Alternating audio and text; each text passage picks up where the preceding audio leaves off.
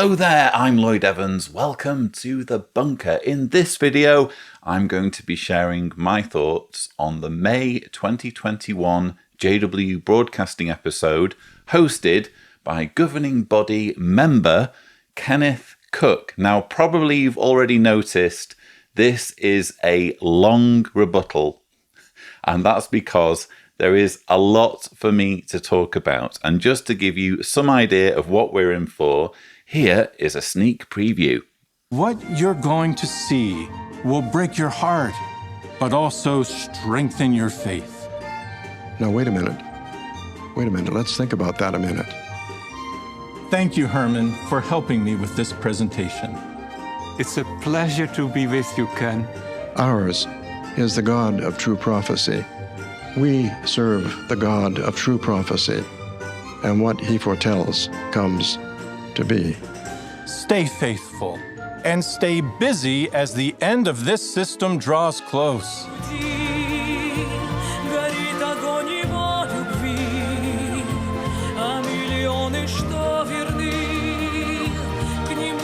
Our King, Jesus Christ, is more powerful than any human government. Soon he will destroy not only the kings of the north and the south, but all of his enemies. So yes, there is a lot for us to get through in this month's JW Broadcasting rebuttal. So without further ado, let's roll the first clip. Welcome, brothers and sisters. In this month's program, we'll review who the May 2020 Watchtower identified as the King of the North. The King in the North! The King in the North! No, stop it. That's enough. It's not the King in the North. It's the King of the North. What Kenneth Cook is talking about here is something completely different. He's talking about an obscure Bible prophecy, which he is going to argue has everything to do with Jehovah's Witnesses and the way they're being persecuted at the moment. It's nothing to do with any kind of fantasy TV Thrones series. My theme is the King of the North in the time of the end. In recent years, the Russian government has persecuted our brothers and sisters who live in that country. You've heard reports about the police invading kingdom halls and breaking up meetings. The government has labeled Jehovah's Witnesses as an extremist group. It has seized our properties and imprisoned our brothers. I've already commented extensively on my channel about what's going on in Russia and what I think about it. It's true, the Russian government are really clamping down on Jehovah's Witnesses and denying them their basic rights to freedom of worship. Ironically, some of the videos where I've been vocal against this happening, the organization has tried to use against me in trying to get me thrown off an investigation into child abuse mishandling. If you don't know what I'm talking about, please check out my hate speech series, the first video of which will appear in thumbnail form around about here. But yes, what's happening in Russia is terrible. It's inexcusable. You do not throw people in jail and make their lives miserable just because of what's going on in their heads, just because they're being used and exploited by some group. That's what's happening at the moment in Russia. And the way the organization is responding is to capitalize on it for its propaganda purposes. And this month's episode does this quite noticeably, dragging in this whole prophetic interpretation of modern events, basically as of 2019. I think it was the 2019 annual meeting. It wasn't first unveiled in the Watchtower, as Kenneth Cook said. In the 2019 annual meeting, Jehovah's Witnesses were informed by the governing body, we now interpret the King of the North to be not the USSR, as they'd previously said, but specifically Russia and its allies. And the reason we're deciding this is because of the persecution of Jehovah's Witnesses in that country. So because of what's happening in one country, and bear in mind, Russia is not the only country to have persecuted Jehovah's Witnesses historically. And Jehovah's Witnesses, it goes without saying, aren't the only religion to be persecuted. You wouldn't know that when you watch their propaganda, because they never talk about other groups being persecuted. They only ever talk about their own persecution. So it's incredibly arbitrary and fanciful for them to draw these absurd conclusions about it being more than simply a totalitarian state that has extremely questionable practices, even aside from its treatment of religious groups. I'm talking, of course, about its annexation of sovereign states in the case of Ukraine, its assassination of opponents, its attempted assassination of political rivals in the case of Navalny at the moment. This is quite obviously a very dark, sinister, totalitarian state behaving as you would expect it to behave when there is a group that it can't control, because this group is taking its orders from America. We're talking about a country that literally downed a passenger jet in 2014, MH17, killing hundreds of passengers. We're also talking about a country brazen enough to send assassins to kill one of its rogue agents, Alexander Litvinenko, in 2006. Literally sent agents to another country, the United Kingdom, to kill this guy using radiation poisoning, which they did successfully. This is a cruel, evil, authoritarian regime. And if you happen to be American, let's not even get started on Russia's tampering with your elections. But it can't simply be a case of Russia behaving in a brutish way towards a religious minority. No. According to Kenneth Cook and his pals, who consider themselves the channel of communication with God, this is all about the fulfillment of Bible prophecy. Please watch a brief video that reviews some of the trials Jehovah's people in Russia have faced.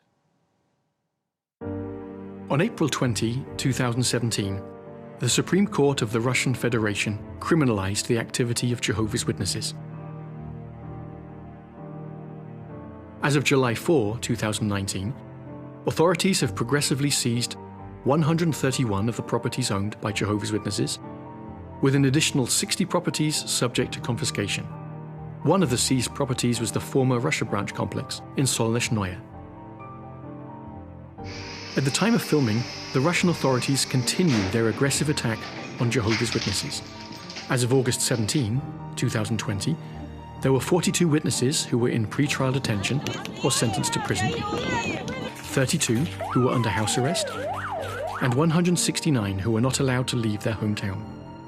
All have been charged with organizing, participating in, or financing the activity of a so-called extremist organization. At least 380 witnesses were at the time under investigation, ranging in age from 19 to 89 years old. What has this meant for the individuals affected? As an example, on June 3, 2018, Brother Sergei Klimov was arrested. Local authorities initiated criminal charges against him, placing him in pre-trial detention for 2 months. This detention was extended 7 times, separating him from his wife and family for a year and 5 months before he was finally tried and sentenced. On November 5, 2019, he was sentenced to 6 years in prison.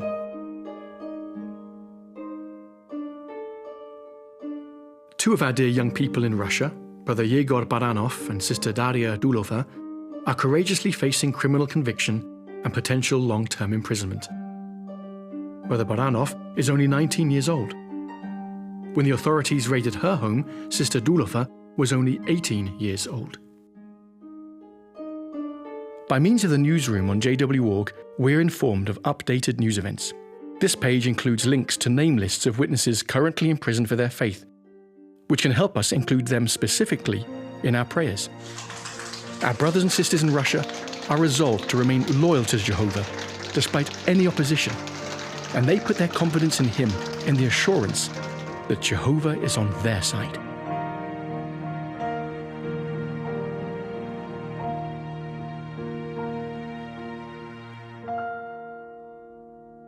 So as I've already said, I strongly and unequivocally condemn Russia's treatment of Jehovah's Witnesses. I shouldn't have to repeat that.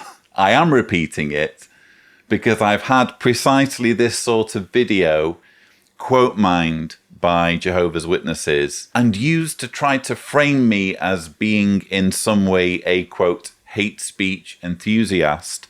Look, it's possible to view Jehovah's Witnesses as a damaging cult, a group that breaks apart families, a group that covers up child sexual abuse on an industrial scale, a group that persuades people to die rather than accepting routine medical treatment.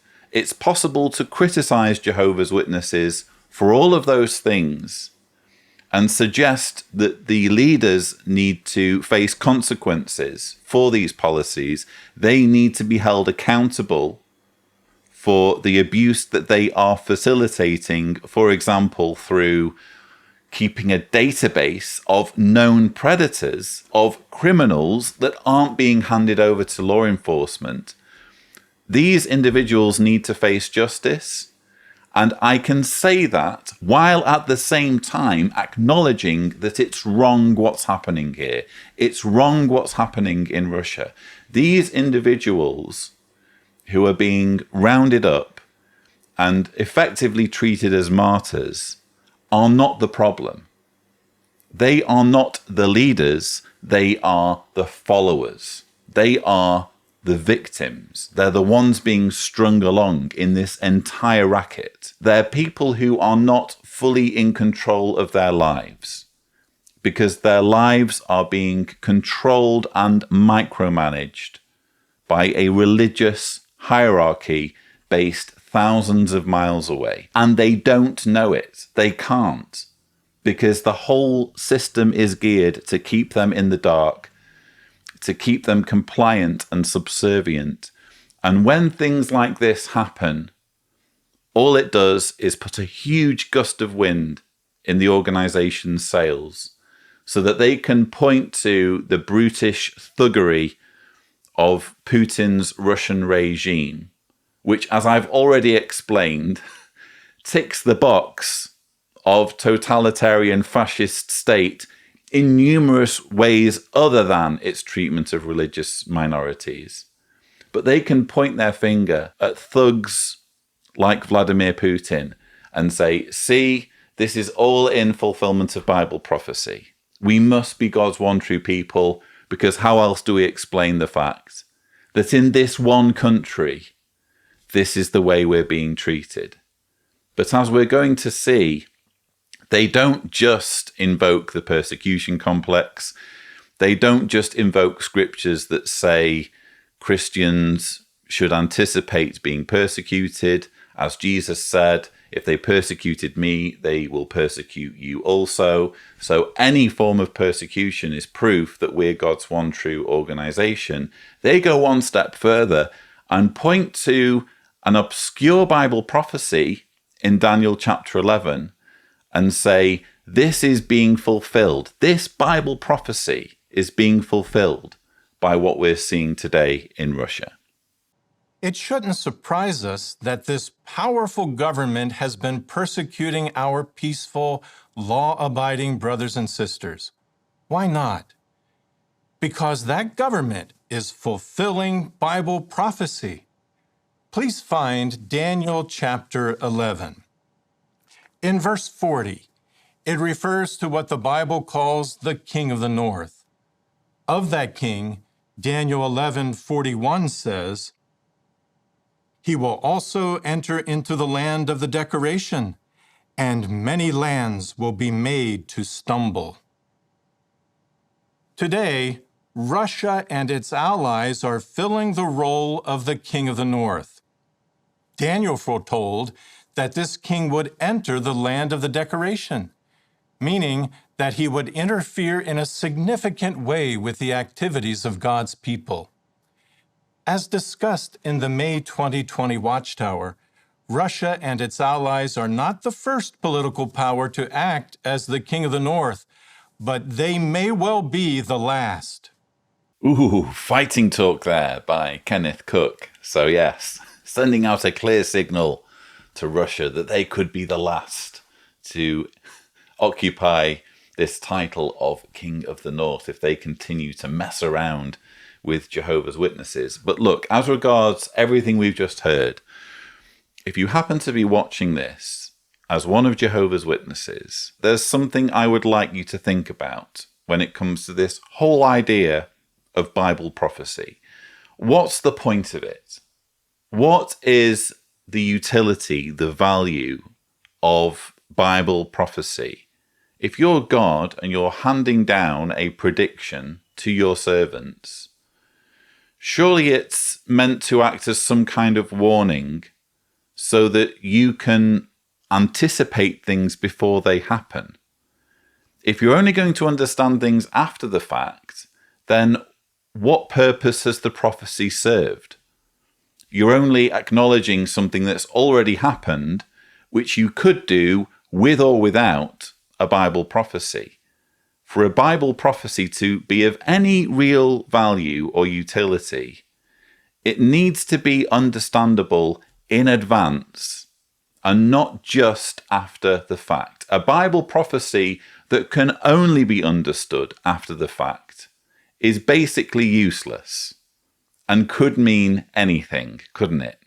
And in the case of Daniel chapter 11, as I'm going to explain later in this video, we have a verse that has a very clear meaning and application from the point of view of Bible scholars. We can easily explain all of this.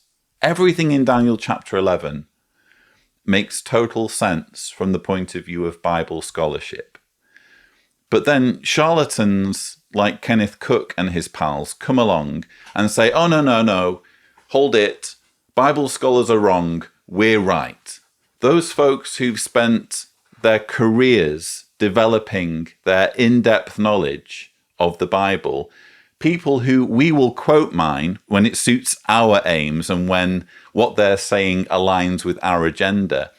We know better than all of these folks, all of these professors, all of these people who've committed years or decades to studying the Bible. We're telling you that this obscure Bible prophecy is talking about us, is talking about our movement and our organization. If you're going to make that sort of claim, you're going to need some compelling evidence. And when we look at Jehovah's Witnesses, what we see is evidence of them routinely doing this and routinely getting it wrong. So just in this segment that we've just seen, just in this clip, Kenneth reads Daniel chapter 11, verses 40 and 41 about the king of the north engaging in a pushing. Well, I can remember this all being explained in this book. Pay attention to Daniel's prophecy, which came out in 1999. And the writers wrote with just the same certainty that Kenneth Cook is speaking now. But they had a different take on Daniel chapter 11, verses 40 and 41. If you'll allow me to read, in fact, you can read along if you like. The history of the last days has featured the expansionism of the King of the North. During the Second World War, the Nazi king flooded over his borders into the surrounding lands. At the end of that war, the successor king built a powerful empire. During the Cold War, the King of the North fought his rival in proxy wars and insurgencies in Africa, Asia, and Latin America. He persecuted genuine Christians, hindering, but by no means stopping, their activity. and his military and political offensives brought a number of lands under his control. This is exactly what the angel had prophesied. He will also actually enter into the land of the decoration, the spiritual estate of Jehovah's people, and there will be many lands that will be made to stumble. So what's happening here is, back in 1999, they're pointing to Daniel 11:41 and saying, well, this was fulfilled during the Cold War. This was fulfilled by the tussling between the USSR and America and all of the lands that became embroiled in their proxy wars, and also their offensives against the spiritual estate of Jehovah's people. And now, in 2021, Kenneth Cook is saying, no, ignore all that, scratch that. We've now realized that it's not talking about the Cold War, that particular part. That particular part is talking about right now, when Russian authorities are entering into kingdom halls and assembly halls and seizing our property. That's what that verse was referring to. Oopsie, we've only just realized now. Again, what is the point of a prophecy if you can only ever figure out what it means after the fact? It's a useless piece of information, isn't it? If you can only decrypt it after the event, by which point the information you need has lost its urgency, hasn't it? So this is the sort of shoehorning that always irritated me, even as a Jehovah's Witness. And I kind of went along with it because I thought, maybe they don't have it exactly right on this verse or that verse. But broadly speaking, it's got to be the truth, hasn't it? So I'm just going to go along with it. But it still irked me that they would shoehorn Bible prophecy into the events of history, specifically in such a way to give them relevance, to seriously suggest that when the prophet Daniel was writing down all of this stuff, he was in his mind thinking all about folks like Kenneth Cook and the governing body and the Jehovah's Witnesses in the 20th and 21st century. That's what we're supposed to believe was going through the minds of the writer of the book of Daniel when he was writing all of these vague predictions. Brother Herman Van Selm, a helper to the writing committee, will help us review some of the key points of the prophecy recorded in Daniel 11. Thank you, Herman, for helping me with this presentation. It's a pleasure to be with you, Ken. Thank you for inviting me. So again, this month's JW Broadcasting episode is all about Bible prophecy, specifically Bible prophecies that somehow relate to Jehovah's Witnesses and specifically to the way they're being persecuted at the moment in Russia. And it's interesting that Kenneth Cook, a governing body member, apparently can't do this on his own. He needs to call in the cavalry in the form of governing body helper Herman Van Selm, who we've seen on previous JW Broadcasting episodes, although Herman is sort of on the B list when it comes to governing body helpers. Poor Herman, I shouldn't be too unkind. But yeah, he isn't quite on the A list of governing body helpers when it comes to presenting JW Broadcasting episodes or doing parts on the conventions. But they do bring him out now and then. And interestingly, on this occasion, Kenneth Cook needs Herman to explain this incredibly complicated, convoluted, frankly nonsensical interpretation of Daniel's prophecy in Daniel chapter 11. Let's briefly trace how the prophecy has been fulfilled so far. The prophecy in Daniel 11 mentions the king of the north.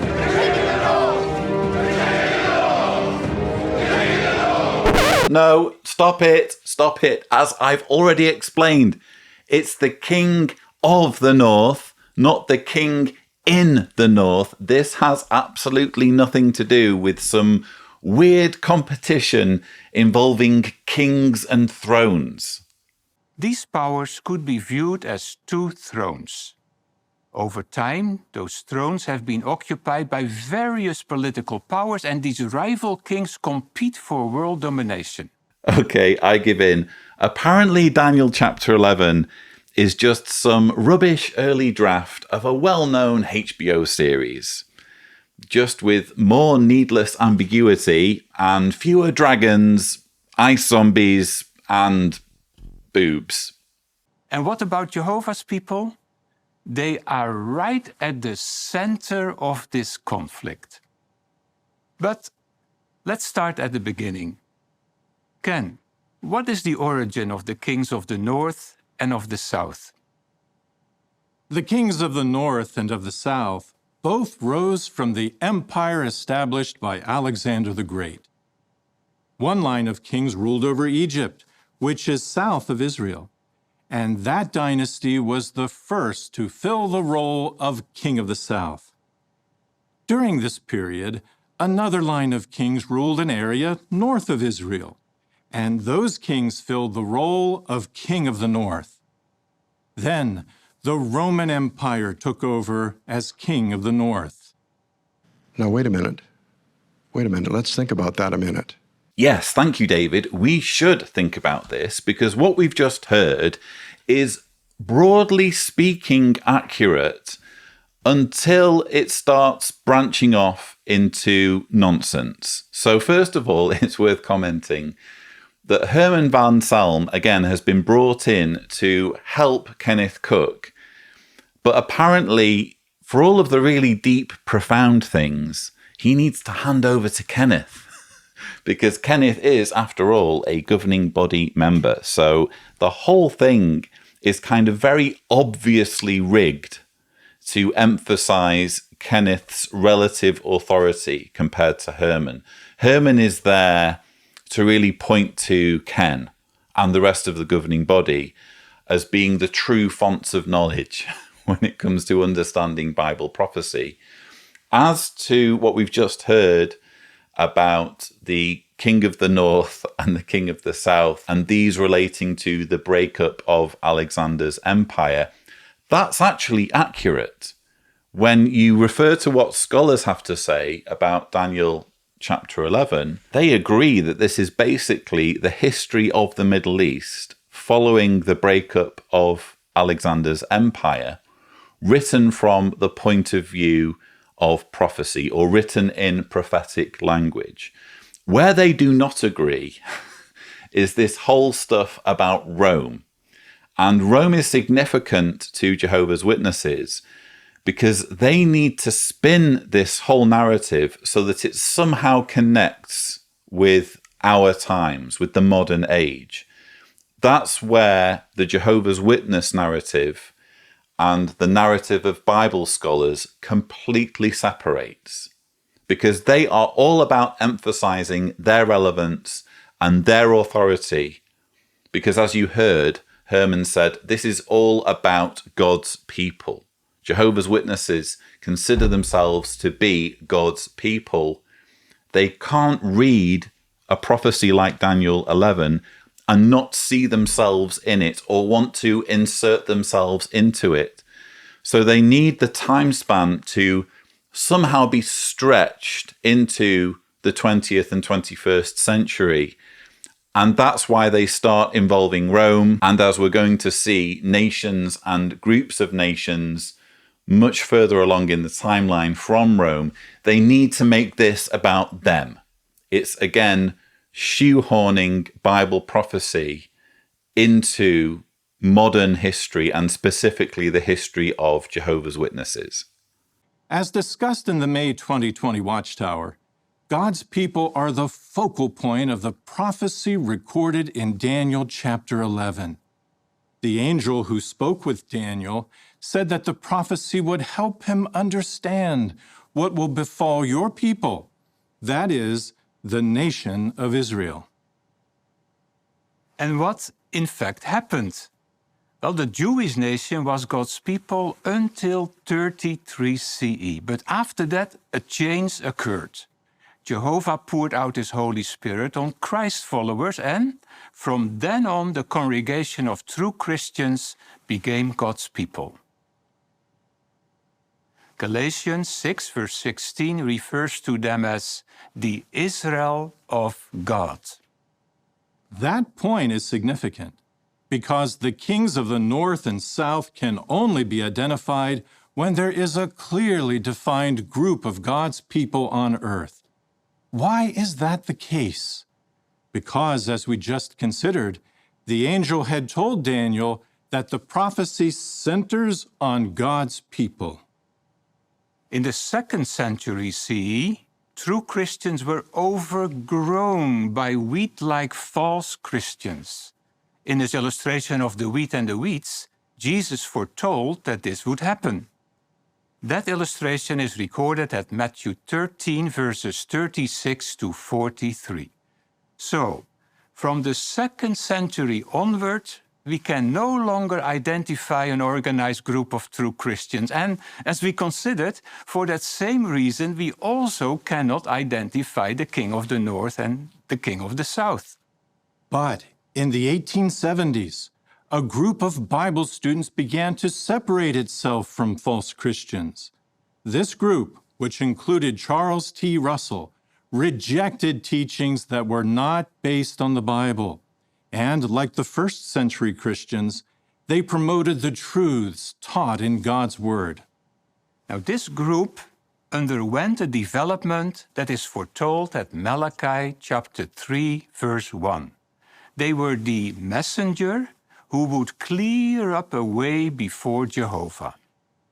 And as events that followed prove, this group clearly had God's backing.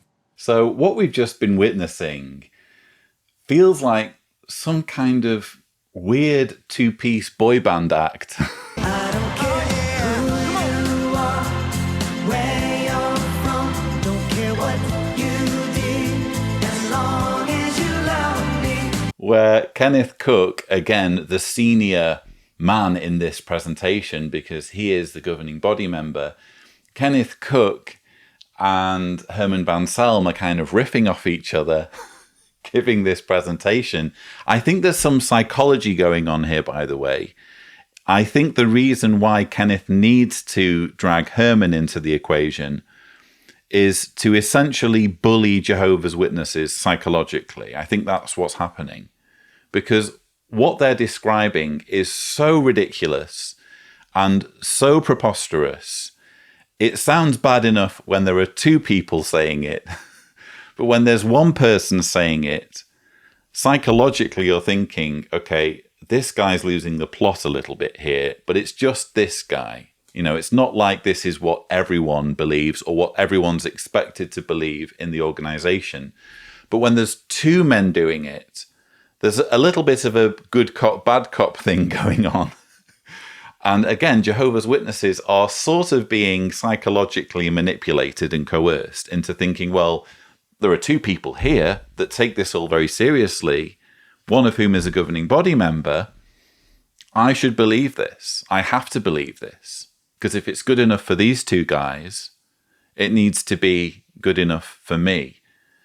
Honestly, I couldn't help but watch this and kind of think, bring back David Splain with his pointy stick.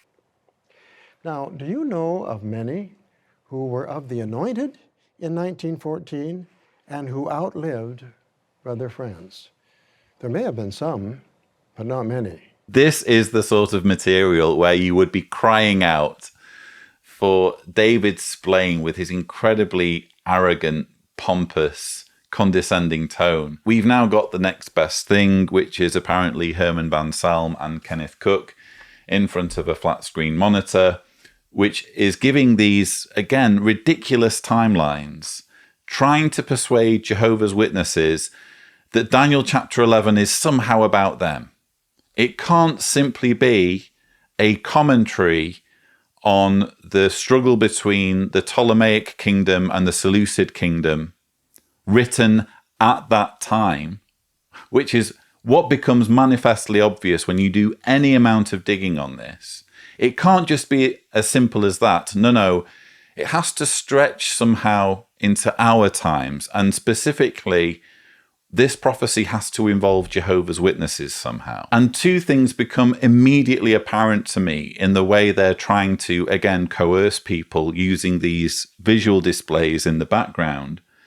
First of all, they keep showing this picture of the immense image from Daniel chapter 2.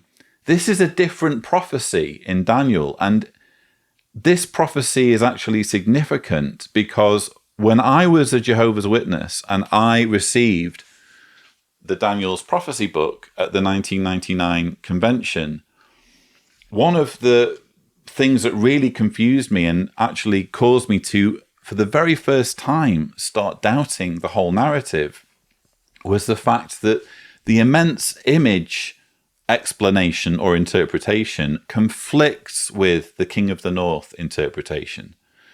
So when you read what this book has to say about the immense image, it talks about the legs of iron resulting in the feet of iron mixed with clay. And it says the legs of iron, well, that's Rome.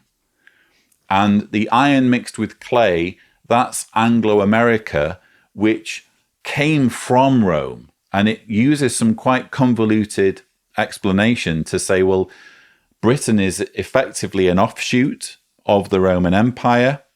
Britain was once controlled by the Roman Empire, and so it makes sense that the feet are themselves partly made of iron because they're partly from the Roman Empire, but they're mixed with clay because they're not as strong as the Roman Empire. That's what this book is essentially saying.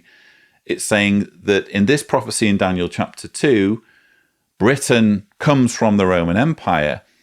And then when it's explaining Daniel chapter 11, the King of the North, King of the South prophecy, it uses this convoluted reasoning to suggest that Rome actually became the King of the North, Nazi Germany. In one prophecy, bear in mind again, all of this was apparently written down by Daniel to make it easier for God's people to understand what was happening in the time of the end. All of this is supposed to make things less complicated than there being no prophecy whatsoever and people just observing events unfold. This is supposed to make things less complicated. And we're supposed to believe, at least according to this book, we were supposed to believe that in one prophecy in Daniel chapter 2, Rome becomes Anglo-America. And in another prophecy, Daniel chapter 11, for complicated reasons, Rome actually becomes Nazi Germany, the opponent of Britain and America. And that was a reason why I couldn't take this book seriously and why I struggled with this book, even as a 19, 20-year-old Jehovah's Witness. And obviously I buried those doubts. But this brings me to my second point, and this is a deviation from the Daniel's prophecy book. You'll notice that Herman and Kenneth are using reasoning to effectively say, we don't need to worry about who the King of the North was between the first century Christians and Jehovah's Witnesses. We don't need to explain that anymore, because the King of the North, King of the South prophecy is purely about God's people. And if there isn't a group of people on the earth who can be identified as God's people, then the prophecy no longer matters.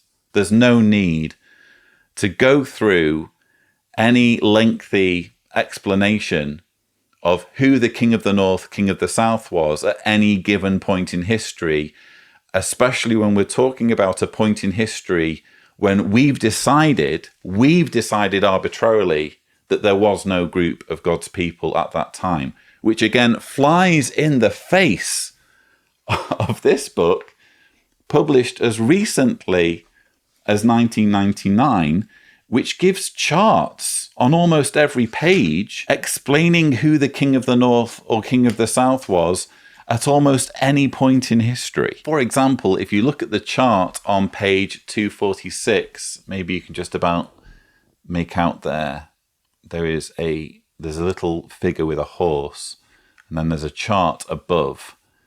And the chart says at the top, King of the North, King of the South. And it lists Augustus, Tiberius, Aurelian. It says Daniel chapter 11, verses 25 and 26 refers to Caesar Aurelian. And in these verses, the king of the south was Queen Zenobia. In fact, probably a better chart to show you is the chart on page 284 of the book. Look at this.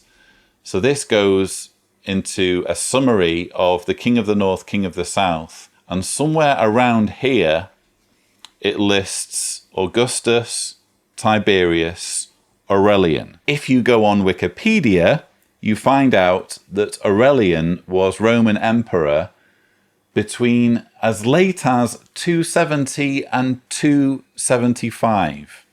And yet what have we just learned? We've just learned that there was an apostasy much earlier than that, and God's people couldn't be identified. Well, that wasn't what this book was saying. This book was saying that as late as 270, 275 CE, by which point, according to what we've just heard, the apostasy was well underway. The Daniel book was suggesting as recently as 1999 that the King of the North, King of the South prophecy could be explained in between. And it again went through some extremely convoluted reasoning involving the Austrian House of Habsburg and Emperor Charlemagne and all of this stuff. I won't bore you with it all. But it literally connected Rome with Nazi Germany and went through all of this convoluted reasoning to suggest how the King of the North went from being Rome to being Nazi Germany. And now, in 2021, because of new light, Herman Van Selm and Kenneth Cook know differently. Apparently Jehovah was lying to the faithful slave when he inspired this book. Apparently now it's all clear and obvious. When there isn't a clearly defined group of people on the earth who can be approved by Kenneth Cook and his pals as being God's one true people, Daniel 11 is apparently silent. So from the 1870s onward, when true Christians began to organize themselves as a group, we can again identify the political powers that fill the roles of the King of the North and King of the South. At that time in history, Britain was the dominant political force, and it filled the role of the King of the South. Amazingly, it was also in the 1870s that the German Empire emerged and soon began to challenge Britain for world domination. This political power now filled the role of the King of the North. Daniel 11, verse 25 and 26 indicate that the two kings would clash and that the King of the North would lose many soldiers in the battle. And that is exactly what happened during World War I. And it was during that war that Britain and its close ally, the United States, forged the special bond. So, from this point on, during these last days, the Anglo-American power has been the King of the South. That brings us to our second point. How has Daniel chapter 11 been fulfilled from that time onward until recent times? During World War I, the King of the North and the King of the South persecuted those of God's people who refused to fight in the war. The King of the South even threw into jail those who were taking the lead in the preaching work. So I said earlier that there's some psychology going on here, and in a way Kenneth Cook needs Herman Van Selm. He needs someone else in the room to lend an air of credibility to what is otherwise utter nonsense.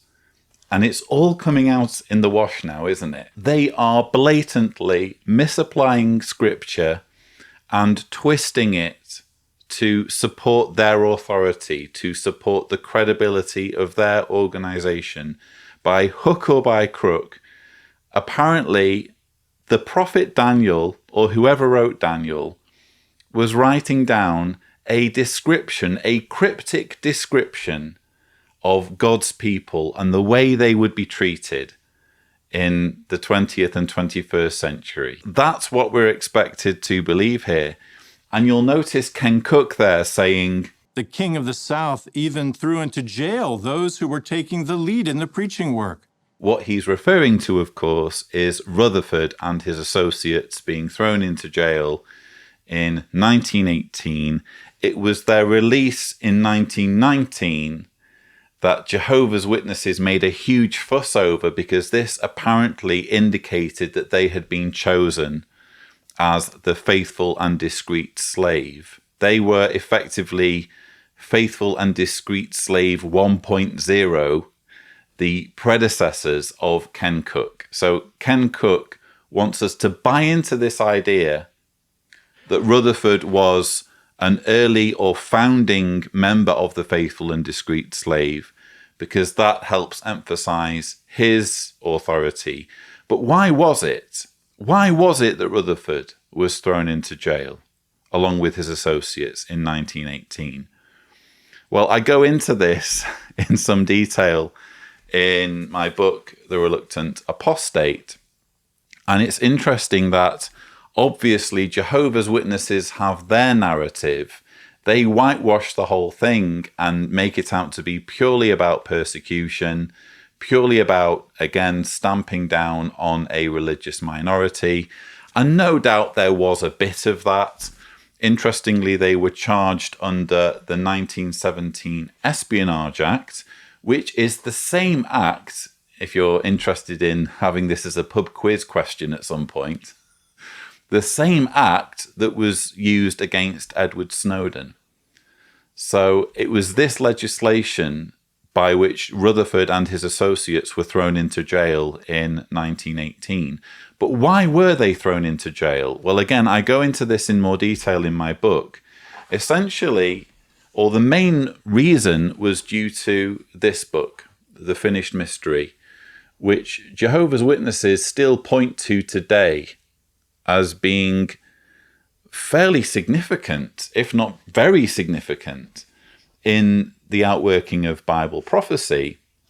What they don't mention, or what they mention very little, is that all of the furore over this book was mostly to do with a section of it, namely pages 247 to 253. I won't bother opening the book and showing you, although this particular version does have those pages because this is a 1917 original. But there was a section of this book from pages 247 to 253 that wasn't written by Rutherford. In fact, none of the book was written by Rutherford. He had other people write it. But wasn't written by anyone affiliated with the Bible students, with this group of people that were supposed to be fulfilling Bible prophecy.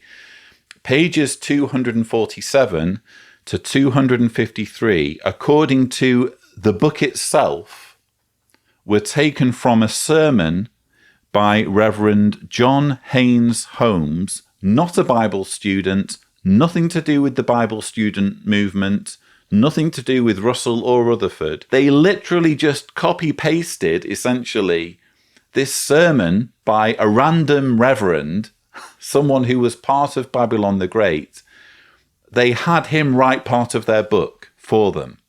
It says so in the book itself.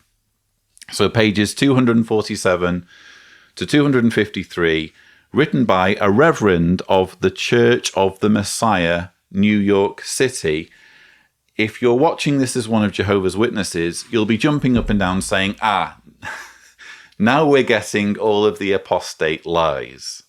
Of course they wouldn't have a section of their book written by someone else. Well, they did, and as a result of this section causing them so much trouble, they had Bible students cut out pages in the 1917 edition so that it would be acceptable to the authorities. And proof of this can be found on Watchtower Online Library. If you go to the Watchtower of 1955, May 1st, page 267, that's the John class, the faithful slave, repented of their former course, expressed a desire to change their ways, and prayed for Jehovah's forgiveness. Organizationally, they remembered their sins, such as compromisingly cutting out pages 247 to 253 of The Finished Mystery, their 7th volume of studies in the scriptures, to please would-be censors. And then it goes on to mention a number of other things that they felt repentant for. But it's right there in the organization's own publications, indeed on their website, that there was a problem with these specific pages. And if you're one of Jehovah's Witnesses, I would just ask, find out more about those pages. It turns out that this guy, Reverend John Haynes Holmes, wrote this sermon basically as anti-American propaganda. It turns out this sermon was even dropped on Allied troops during World War I as pro-German propaganda to try and make them give up their fighting. Such was the vitriol against the United States and the United States government. That's the sort of material that got included in The Finished Mystery. Again, not written by the faithful slave, not written by Rutherford, not written by anything associated with the Bible student movement, written by a reverend in Babylon the Great, and it was pro-German, anti-Allied propaganda. That was the main reason why Rutherford and his associates, and there were other reasons, but that was the main reason why Rutherford and his associates came to the attention of the authorities, and they ultimately got jailed under the Espionage Act in 1918. All of this glossed over by the organization. You really have to do your digging to find out about this stuff. Kenneth Cook's not going to explain it, is he?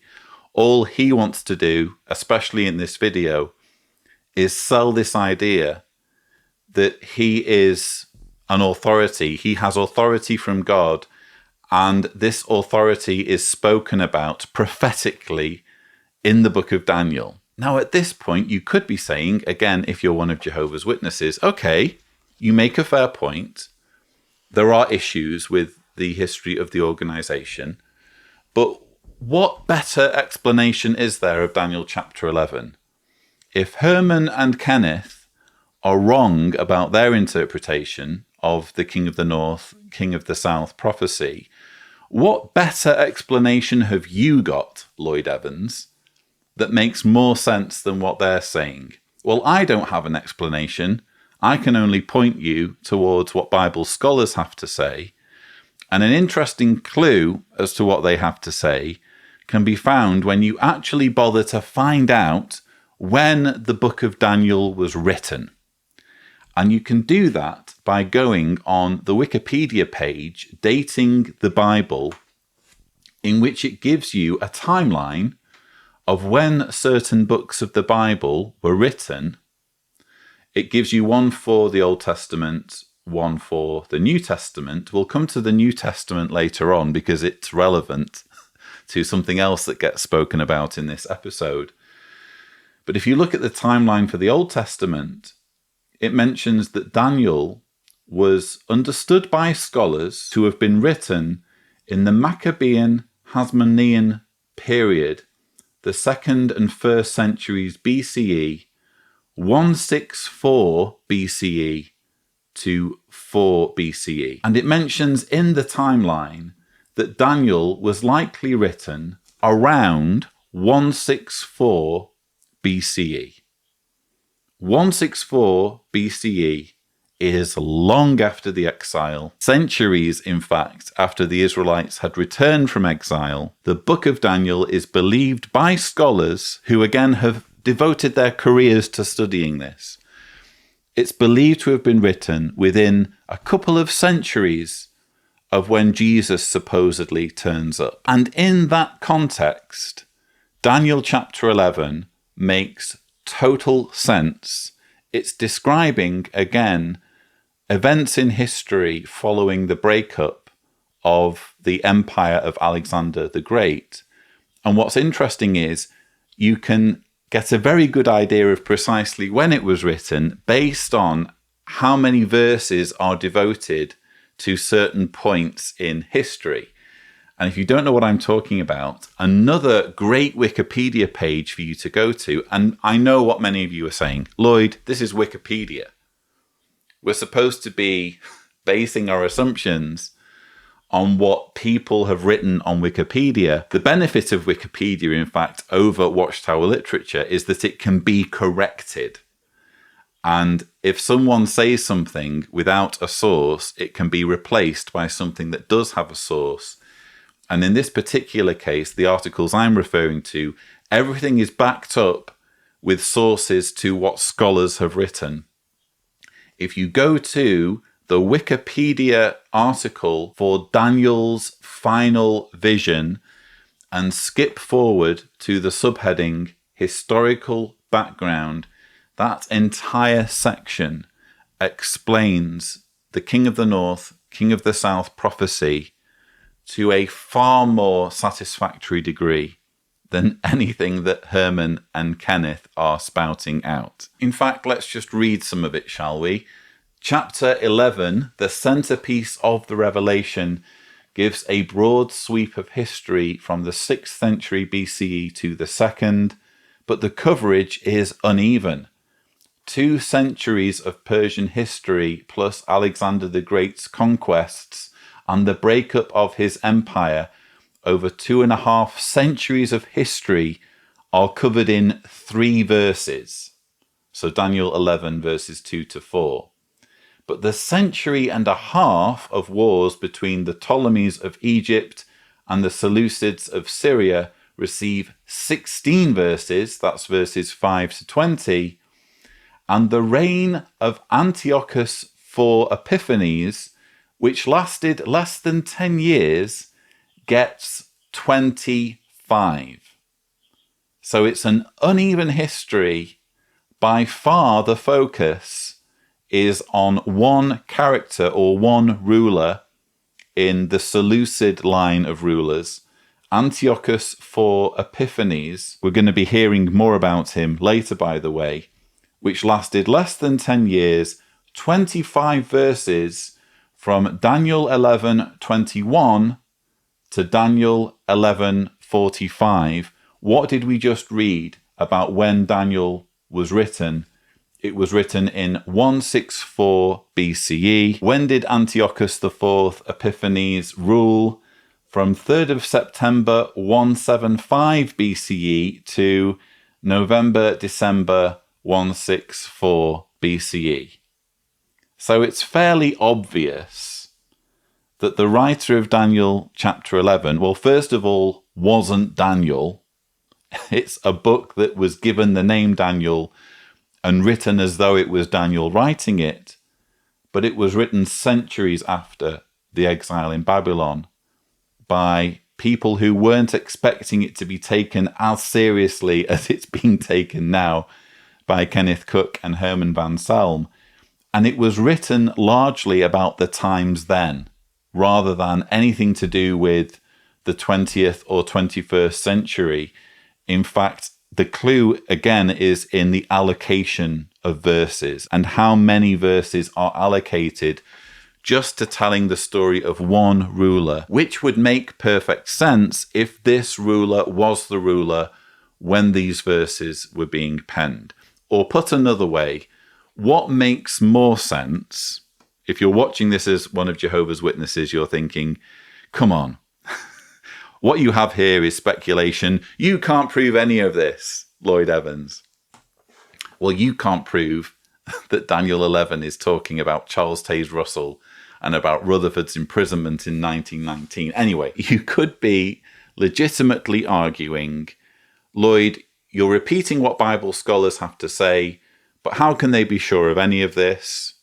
How can this be anything beyond guesswork? I take your point about the allocation of verses in Daniel chapter 11, hinting strongly at the whole thing being written in 164 BCE. I take that on board. But ultimately, who's the judge? Who gets to say? Well, what's more likely? That this was written in 164 BCE, describing the times then in prophetic language, as though it was being prophesied or had been prophesied by Daniel centuries earlier in Babylon. What's more likely, that it was kind of an elaborate, tongue-in-cheek hoax, or that God revealed all of these bizarre, convoluted, vague prophecies literally to Daniel in Babylon as his best possible way of communicating in advance the events of the 20th and 21st centuries. This was the best way he could come up with of predicting the rise of Nazi Germany, the USSR, and Russia, and the way these groups would treat Jehovah's Witnesses. This was the most effective way that God, who we've previously learned is the greatest communicator of all time, this is the way that he did it, with these vague Nostradamus-style writings that could mean anything and could be interpreted any number of ways.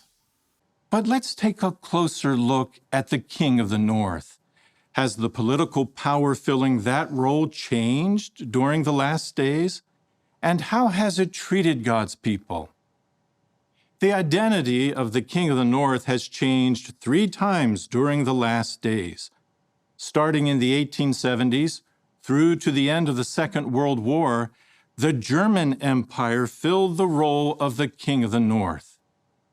In the period leading up to and including World War II, it persecuted God's people without mercy, imprisoning thousands of our brothers and killing hundreds of them.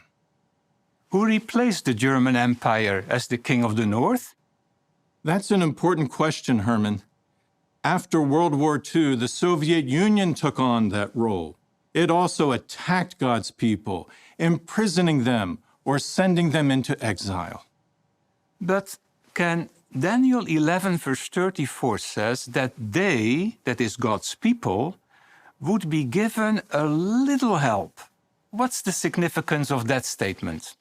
This passage points forward to the time when the Soviet Union collapsed.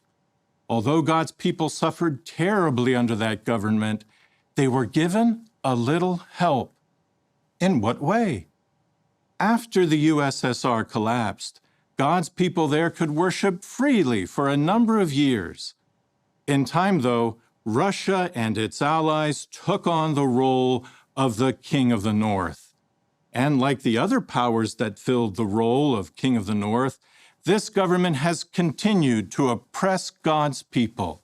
So you'll be pleased to know that this awkward, cringeworthy to and fro between Herman Van Selm and Kenneth Cook is now over. From now on, they're going to be switching to other ways of drilling home this message that the Bible prophecy points to Jehovah's Witnesses as God's one true people. They'll find other ways and incredibly manipulative ways of pushing that particular agenda. All I will say about this whole interpretation of Bible prophecy, apart from being wrong from the viewpoint of Bible scholars, as I've just been saying, Daniel 11 is transparently explainable from the viewpoint of history. It's clearly explainable when you ditch all of this nonsense about Russia and the USSR and the German Empire and listen to what scholars have to say.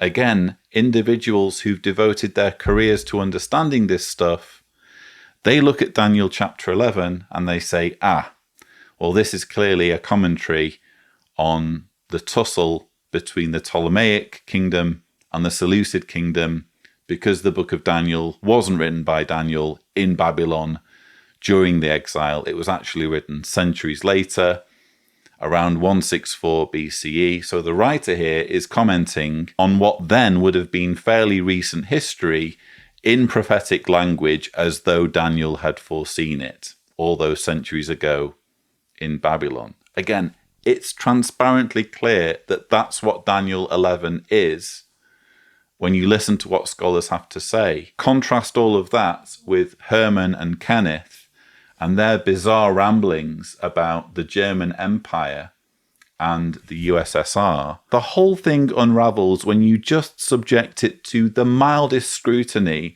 For me, a big clue that all of this has just been dreamt up. It is, again, the shoehorning of Bible prophecy into a historical narrative. When you compare this easily understandable, credible explanation that scholars give you with what Ken Cook and Herman Van Salm are selling here, well, what they're saying just instantly starts to unravel.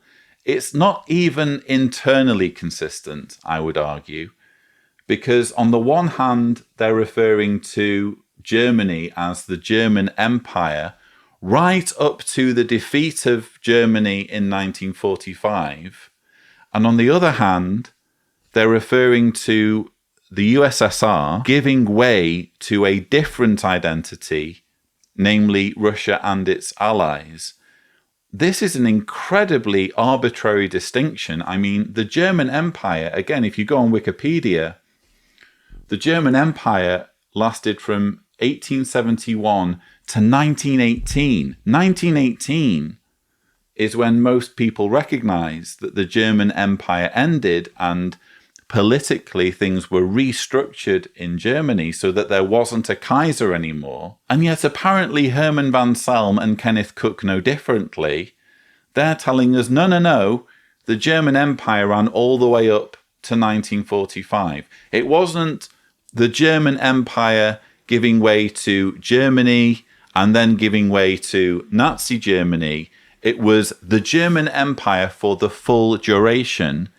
And then on the other hand, when it comes to Russia, they hair split by saying, well, at one point it's the USSR, and then it becomes Russia and its allies. Well, hang on, how come you've made that distinction for Russia, but you've not made any kind of similar distinction for Germany? How can you group German history under this banner of the German Empire right up until 1945, and then apply a different rule for Russia, saying that the USSR gave way to Russia and its allies? It's not even internally consistent, this explanation. So little thought has gone into it.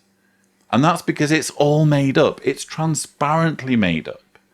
It's so obvious that Kenneth Cook and his pals want to push Daniel chapter 11 as being some kind of foregleam of their authority.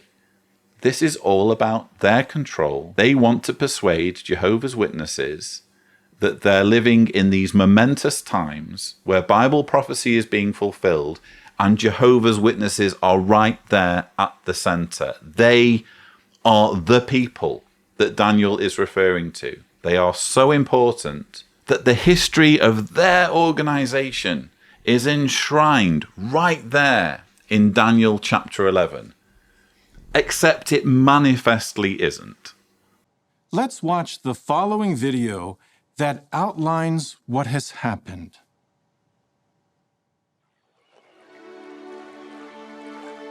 Daniel received a prophecy about the coming of two rivals, the king of the north and the king of the south. How has it been fulfilled? In the late 1800s, the German Empire became the king of the north. That government brought its power and heart against the king of the south with a large army. In fact, its navy was the second largest on earth. Who became the king of the south? The alliance between Britain and the United States. He fought during World War I with an exceedingly large and mighty army. He swept away and humbled the king of the north. But that was not the end of the King of the North. He turned his attention to and then hurled denunciations against the Holy Covenant. He removed the constant feature by limiting the freedom of God's people to preach, imprisoning many, and even killing hundreds of God's anointed ones and their fellow workers. After Germany was defeated in World War II, the Soviet Union became the King of the North. It worked with the King of the South to put in place the disgusting thing that causes desolation, the United Nations. But the King of the North has not limited his attacks to the King of the South. As foretold, he also entered into the land of the decoration, our realm of spiritual activity. Today, Russian authorities continue to attack true worship. We expect such persecution, but we also expect it to end. Our King, Jesus Christ, is more powerful than any human government. Soon he will destroy not only the kings of the north and the south, but all of his enemies. And he will deliver God's loyal people.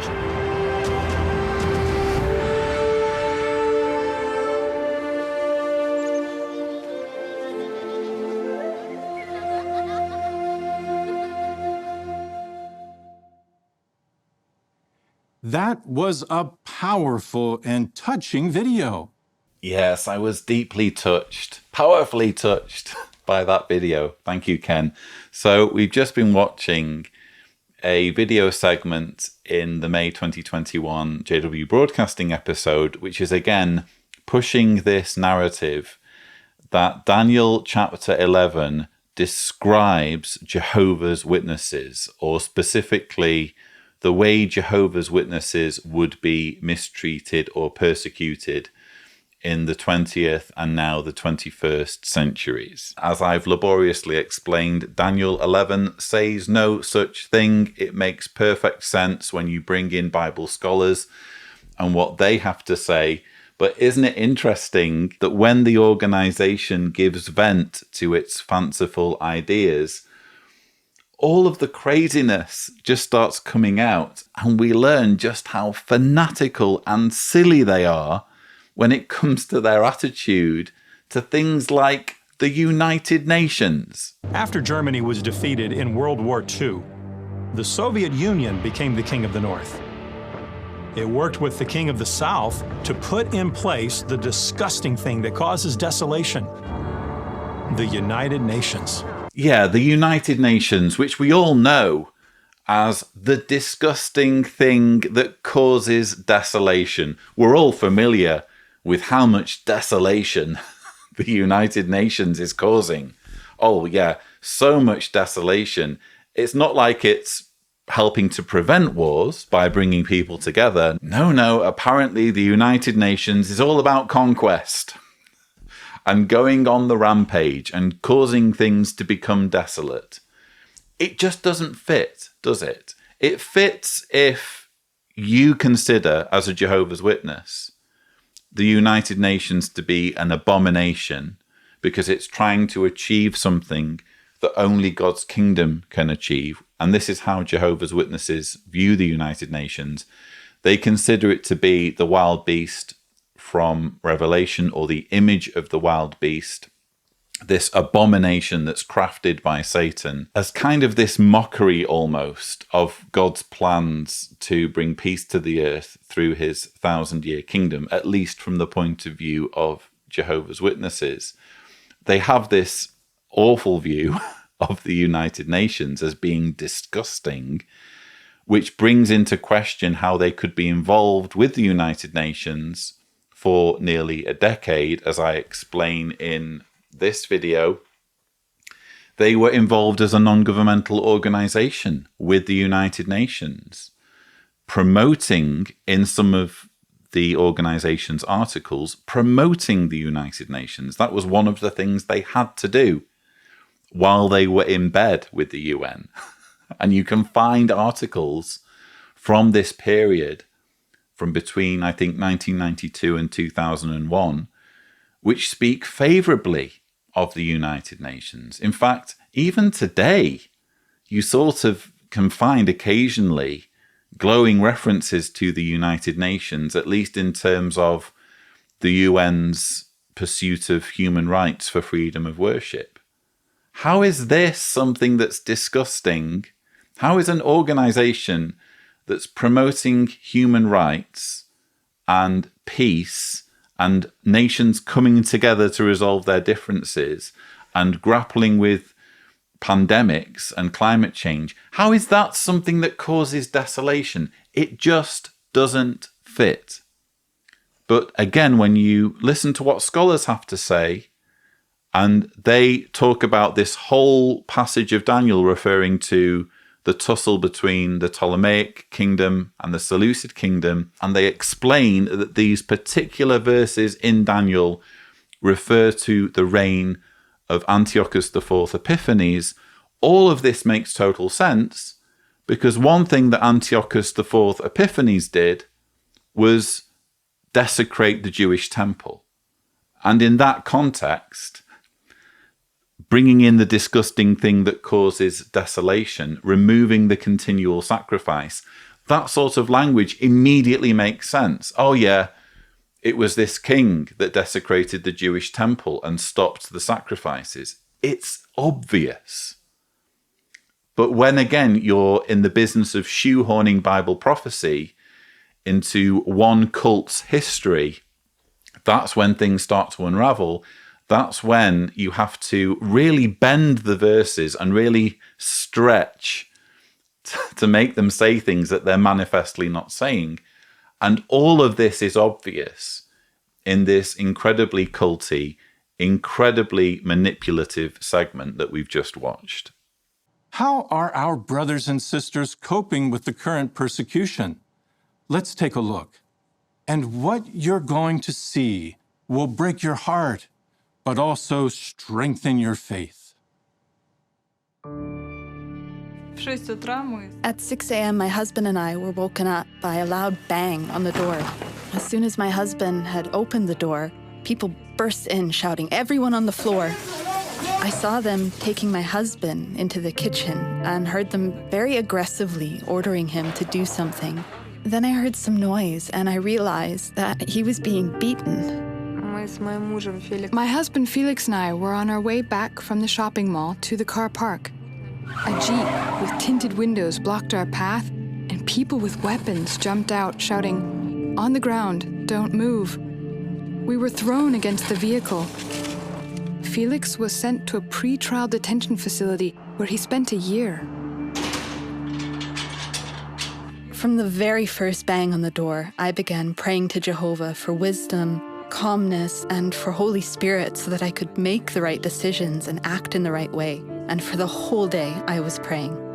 Jehovah answered all my prayers, and I felt that he was close at my side.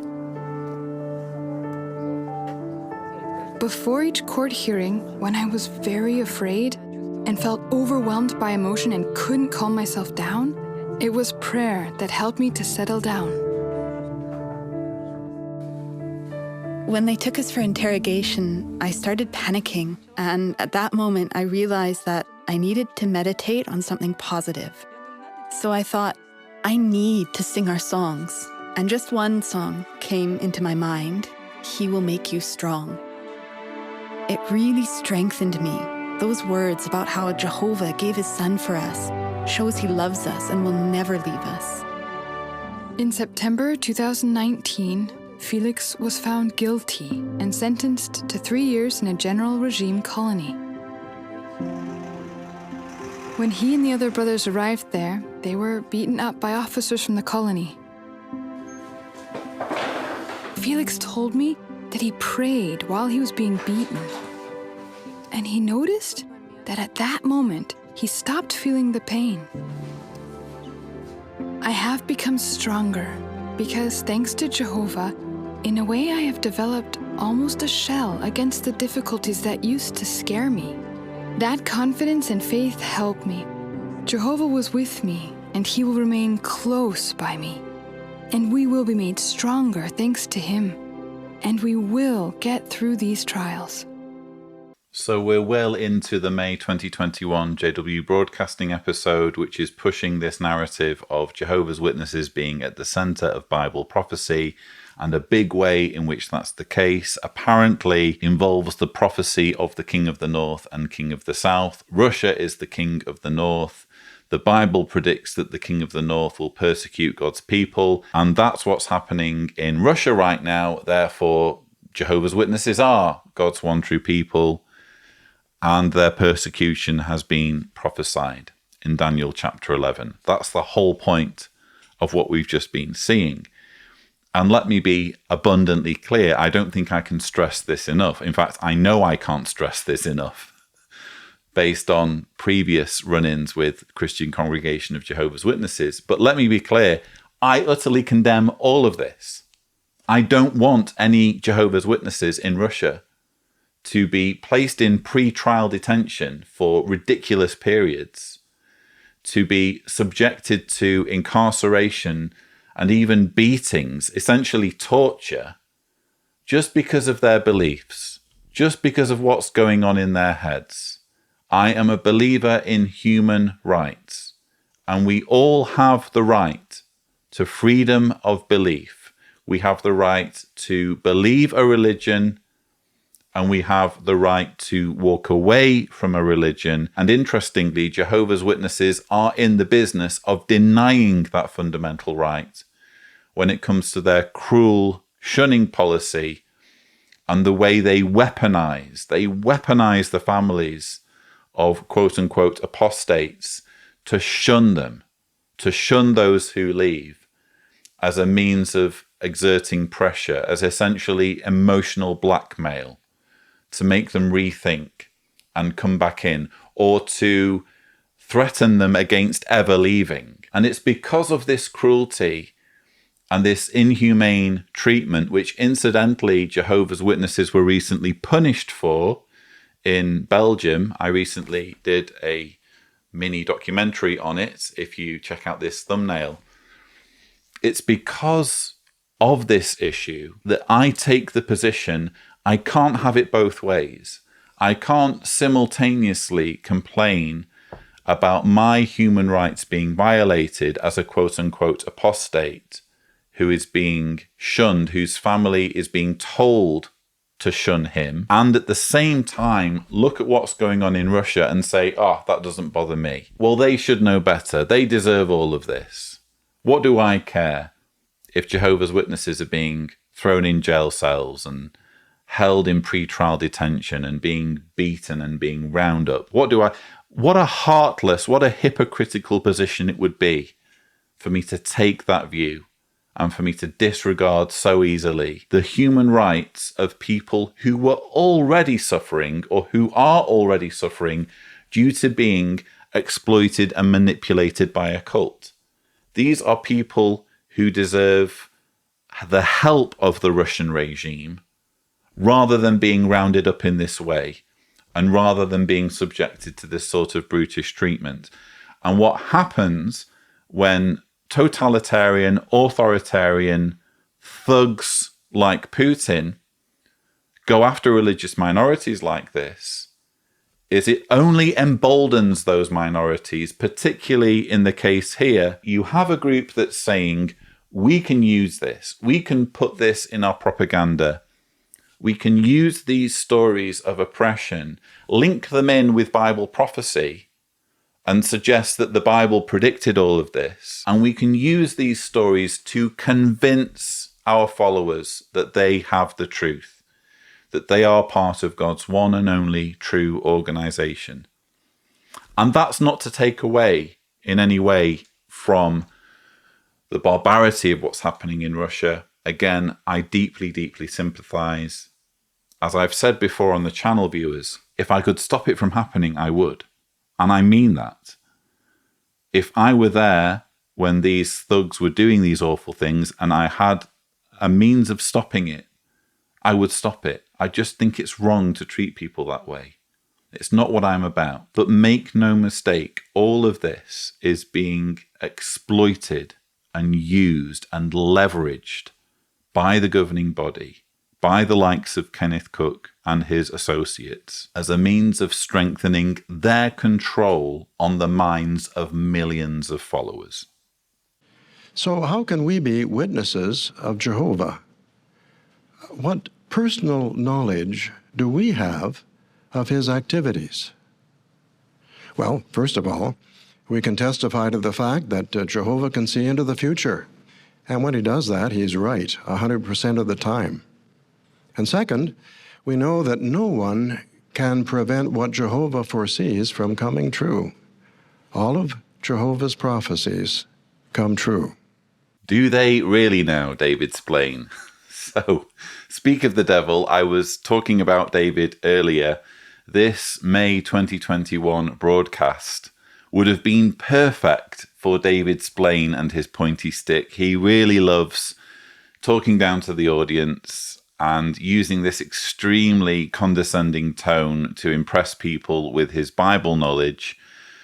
On this occasion, he's impressing no one because he's trying to suggest that everything predicted in the Bible comes true or has come true.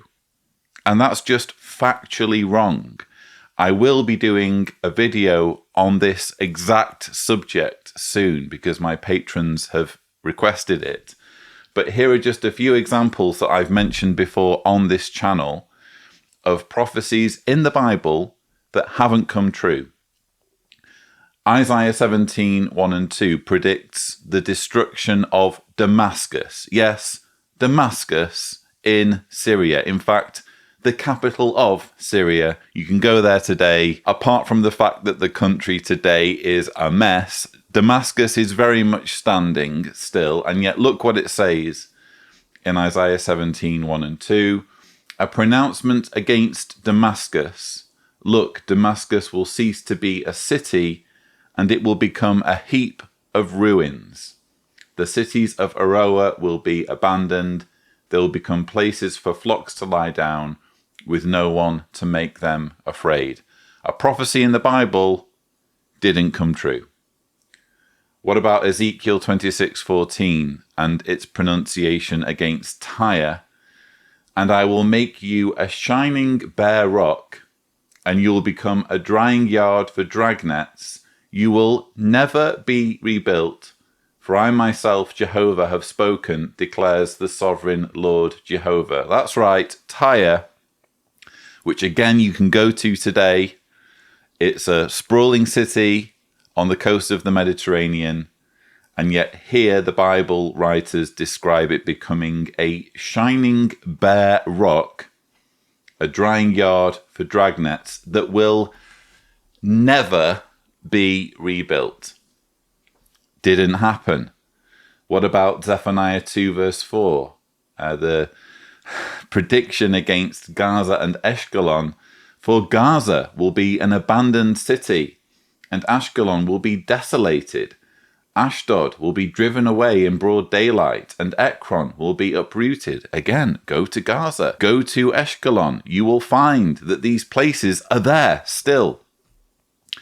And in Ezekiel 29 verse 12, the Bible writers go so far as to predict an entire country's destruction.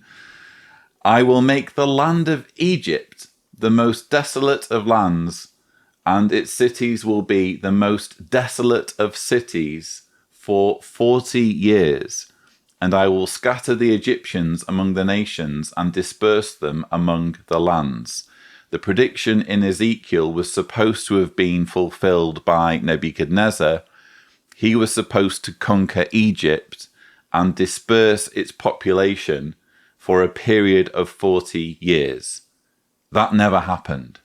There is no historical record of Nebuchadnezzar ever waging a successful campaign in which he conquered Egypt.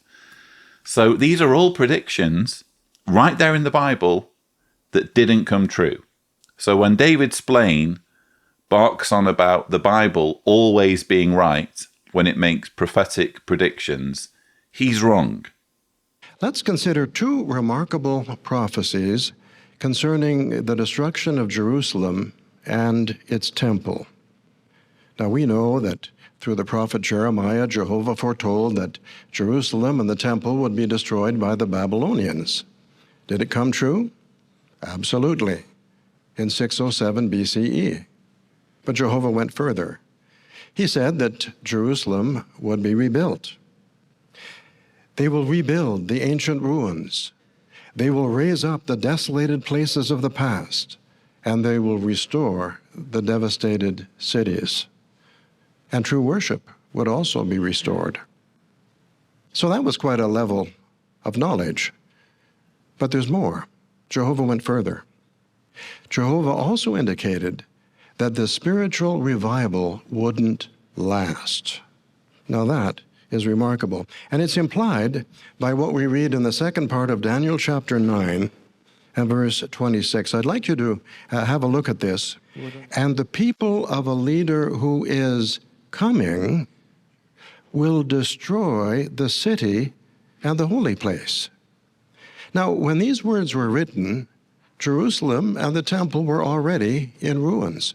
But Jehovah doesn't say, Nebuchadnezzar has destroyed the city and its temple. He says, the people of a leader who is coming. The Roman general Titus in 70 CE will destroy the city and the holy place. In order for that prophecy to be fulfilled, Jerusalem and the temple would have to be rebuilt and then destroyed a second time. Now that is quite a level of knowledge, quite a level of information. But what would make this necessary? Why, when the Jews came back to the promised land and they were intent on restoring true worship, why would this fail, and why would Jerusalem and the temple be destroyed a second time? Part of it is due to what we find in the first part of verse 26. Messiah will be cut off. So, Jehovah foresaw that when the Messiah came, the Jews would reject him. He would be cut off. And because of that, partly because of that, Jerusalem and the temple would be destroyed, as it happens in 70 CE. So this is interesting. There are a couple of things we need to talk about here. First of all, David's Blaine is doubling down on the hugely discredited 607 BCE date. He says, Jerusalem and the temple would be destroyed by the Babylonians. Did it come true? Absolutely. In 607 BCE. For reasons I've already explained on this channel, we know that didn't happen in 607 BCE. Jehovah's Witnesses, we can safely say, Jehovah's Witnesses are the only ones who claim that this event happened in 607 BCE.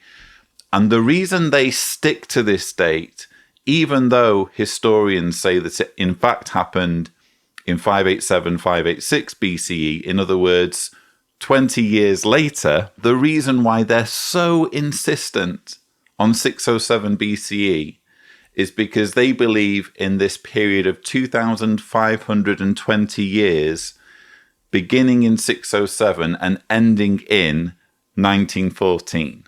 So they absolutely need this period to tie into 1914, because by having 1914 in the picture, they can then have 1919 in the picture, which is supposed to be the year when Jesus appointed the early Watchtower leaders as his faithful and discreet slave. It's all about them. It's all about their control. I've already made a video debunking the year 607 BCE, or Watchtower's obsession with it. In fact, I'm doing a reboot of that video, and once it's up on the channel, you can look out for it. Here is the thumbnail. But if you're watching this before the reboot is available, you can watch the original version, which has the same title. So that's that nonsense out of the way, but we also need to talk about where David Splain says, In order for that prophecy to be fulfilled, Jerusalem and the temple would have to be rebuilt and then destroyed a second time. I found this really interesting because if you're a Jehovah's Witness and you think about what he's saying, it calls into question the entire narrative of the Nehemiah drama that we saw only last year at last year's Always Rejoice convention. And in fact, in last month's JW Broadcasting episode, they even did a behind the scenes about the Nehemiah drama, showing how much work and effort went in to filming that particular production.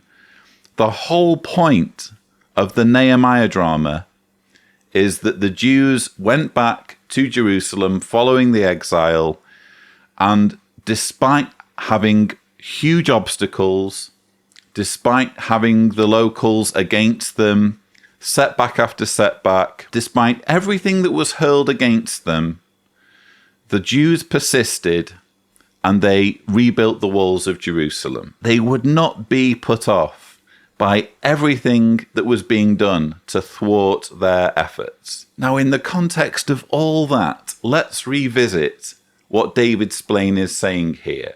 He is saying that the book of Daniel is a wonderful example of prophecy because look what it's prophesying here.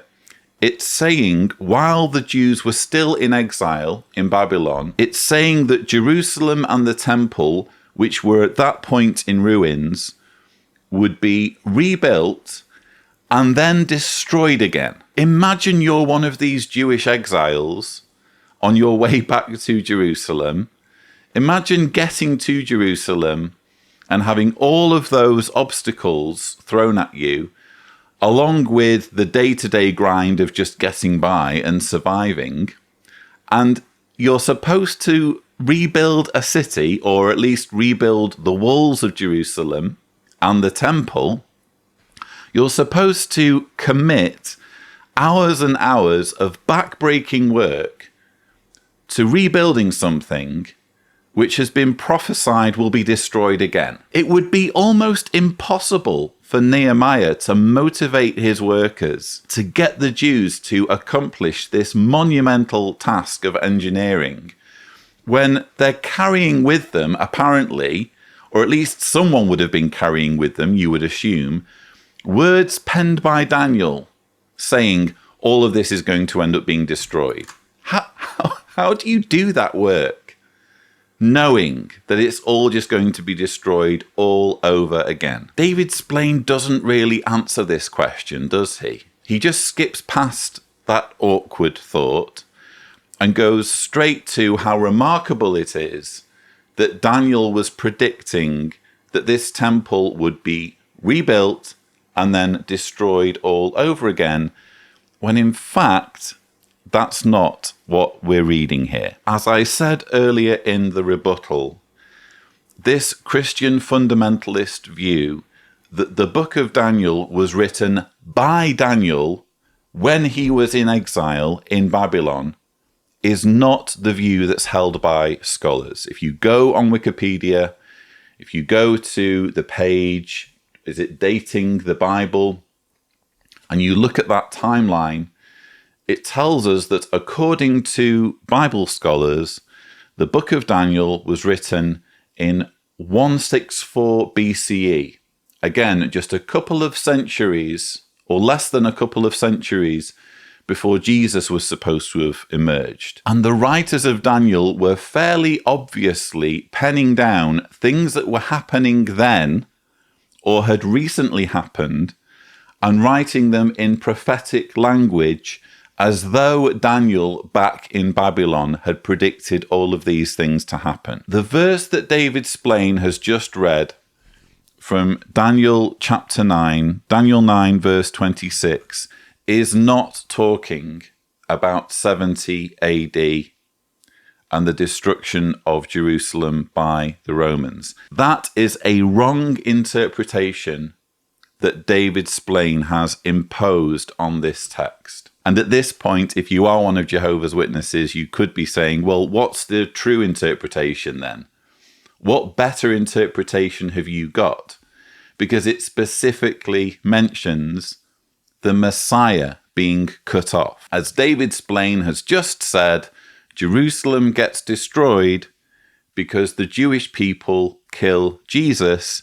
And when you look at Daniel 9, verse 26, it says, and after the 62 weeks, Messiah will be cut off with nothing for himself, and the people of a leader who is coming will destroy the city and the holy place. What other event in history could this possibly be talking about? And I guess it. I understand your conviction. I once had a similar conviction, and I can remember as a Jehovah's Witness being thoroughly impressed by the prophecy of the 70 weeks, because when you buy into this interpretation, it seemingly links the Old Testament with the New Testament in a very satisfying way, because it seemingly is predicting the events leading up to the destruction of Jerusalem by the Romans, and it's specifically mentioning the Messiah. Or is it? Is it really talking about the Messiah or specifically Jesus? Well, as an experiment, try looking up Daniel 9, verse 26 in other versions of the Bible and see what wording it uses in place of Messiah. There are one or two other versions that do say Messiah, including, I think, the King James Version. But most translations render this text as the anointed one or an anointed one. So someone serving in an anointed capacity will be cut off. And then it says the people of a leader who is coming will destroy the city and the holy place. Let's go back to Wikipedia. And again, yes, I know Wikipedia shouldn't be the final word when it comes to our research of the Bible, but it's at least helpful in steering us towards what scholars have to say, because the beauty of Wikipedia is that it can be edited by people who know the facts about these issues, and those editors can include citations to prove what they're saying, citations that point to the sources, books that scholars have written, where they explain all of this in more detail. You can find an explanation of the 70 weeks prophecy on the Wikipedia page, Prophecy of 70 Weeks. If you scroll down to the subheading, the 70 Weeks Prophecy, well, let me read part of it to you, or at least the part that's relevant in identifying who this anointed one was. In the subsequent period of 62 weeks, the city is rebuilt, verse 25b, and an anointed one shall be cut off, verse 26a. This anointed one is generally considered to refer to the high priest Ananias III, whose murder outside Jerusalem in 171 BCE is recorded in 2 Maccabees 4, verses 23 to 28. Remember what we said earlier. Scholars believe that Daniel was written in 164 or around 164 BCE. And this is an event that would have happened just a few years previously. A high priest gets murdered, and subsequently the temple gets desecrated. You'll remember that when David Splain is splaining all of this, he just asserts as fact that when it says, and the people of a leader who is coming will destroy the city and the holy place, he just asserts that this must be Roman General Titus. Again, Wikipedia and Bible scholars effectively say something else. In the same article, it says, the prince who is to come in verse 26b is typically seen by critical scholars as a reference to Antiochus IV, Remember what we were saying earlier about the King of the North, King of the South prophecy, and how a huge chunk of that was just about this one individual, Antiochus IV Epiphanes, because again, that was the period in which the book of Daniel was written, and they were writing about things that had recently happened in prophetic language as though Daniel was predicting it in Babylon. And now it all becomes clear when you look at this from a scholarly point of view, that these verses that seem very cryptic, seem as though they could apply to events that fit the Christian fundamentalist narrative. It turns out these verses have a much clearer and more obvious application.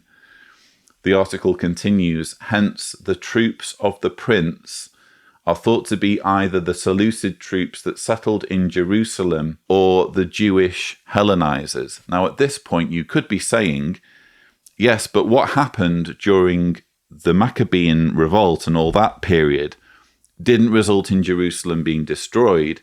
And here in this verse, it expressly says, and its end will be by the flood, and until the end there will be war. What is decided upon is desolations. Is you could say, yes, but what happened during the Maccabean revolt didn't result in Jerusalem and its temple being destroyed. And yet what it says here in Daniel is, and the people of a leader who is coming will destroy the city and the holy place. Let's read on in Wikipedia. The reference to troops that will destroy the city and the sanctuary in verse 26b is somewhat problematic, since neither Jerusalem nor the temple were actually destroyed, though the city was arguably rendered desolate and the temple defiled, and Daniel's language of destruction seems excessive. So the question, I suppose, is, what's more likely? That this is a description of events that had just happened a few years prior, and the writer gets a bit carried away and exaggerates about the level of devastation, or that all of this was penned by Daniel in Babylon, and he was predicting something that would happen hundreds of years in the future, because God had given him the ability to predict the future. I'm sure there are many of you who will say, oh, the latter is more obvious to me. I'm sticking with the narrative that Daniel was somehow clairvoyant or had been given clairvoyant powers to write down all of these details, and these details totally apply to Jesus. You can think that if you want, but I would argue the more obvious explanation is the explanation given to us by Bible scholars.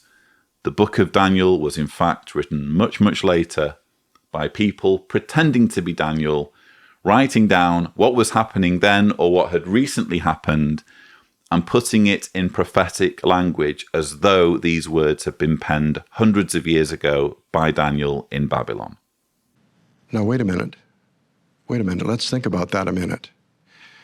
The Messiah comes first, and Jerusalem and the temple are destroyed after that, in 70 CE. What does that mean? It means that the Messiah comes before 70 CE.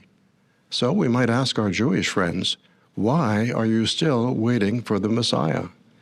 70 CE has come and gone.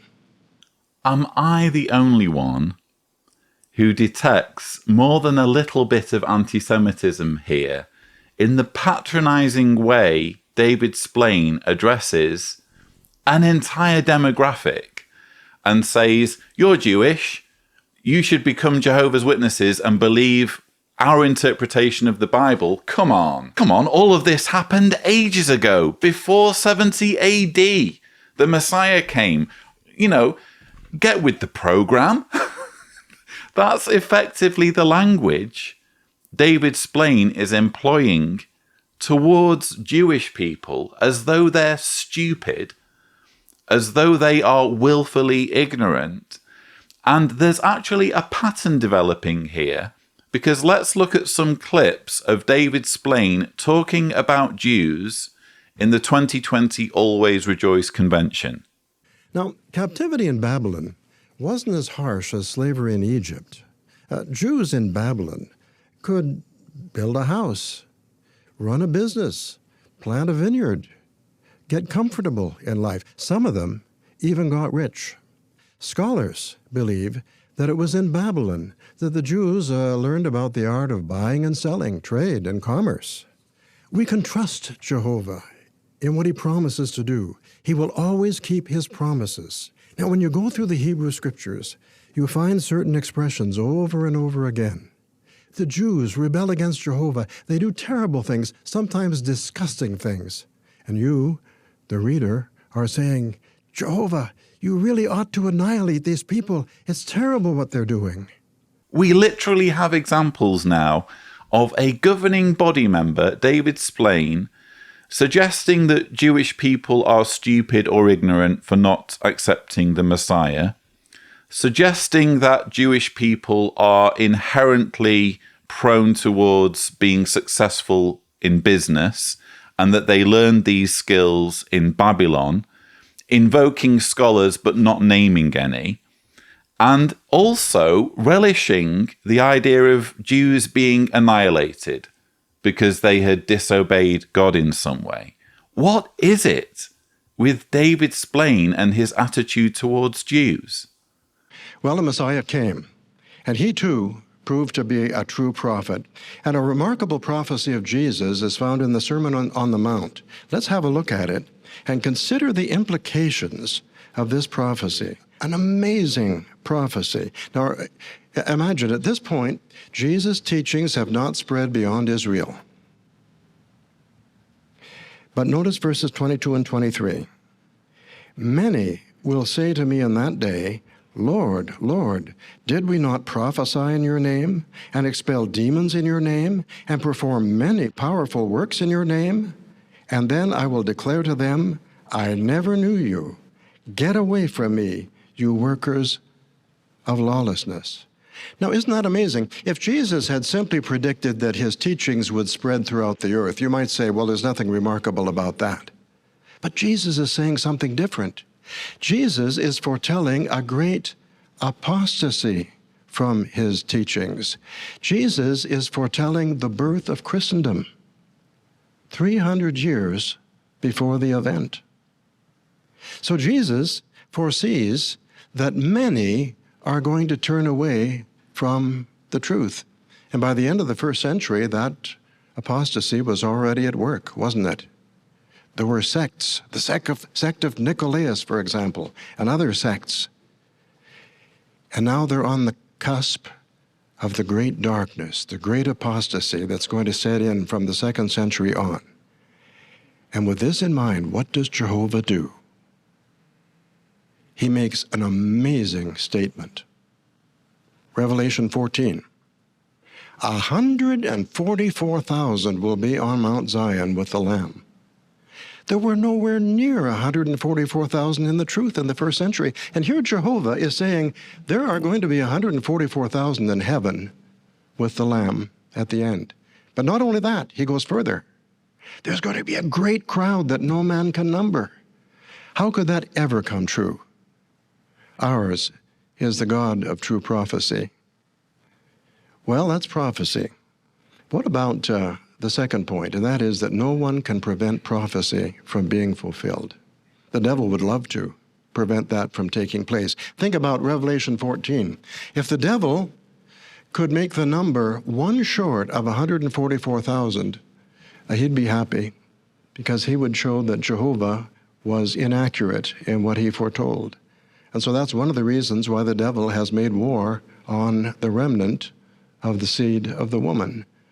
If at all possible, to prevent that number of 144,000 from coming to pass. But of course, he's going to fail. What really irritates me about David Splane, apart from this incredibly patronizing, condescending school teacher tone that he employs when he's talking down to his followers, is the fact that this condescending, patronizing tone accompanies utter gibberish. Just utter nonsense. I'm sorry, that's what we've just heard. We're supposed to be impressed by what he's just said. What an amazing prophecy. Jesus predicted that he would be popular and that people would follow him, and that some would be hypocritical and would turn away from following him and wouldn't follow him correctly. Who could possibly have predicted that? It's an amazing prophecy. No, it isn't. No, it isn't. It's perfectly conceivable that someone would say, oh yeah, I'm going to be popular. People are going to follow me. But not everyone who follows me is going to be good. Some people are going to be bad. And some people are going to pretend to be followers of me, but they're not going to do it right. Especially when you consider that these books weren't written by Jesus. They were written by followers of Jesus. In fact, all the books of the New Testament weren't written by Jesus. They were written by followers of Jesus.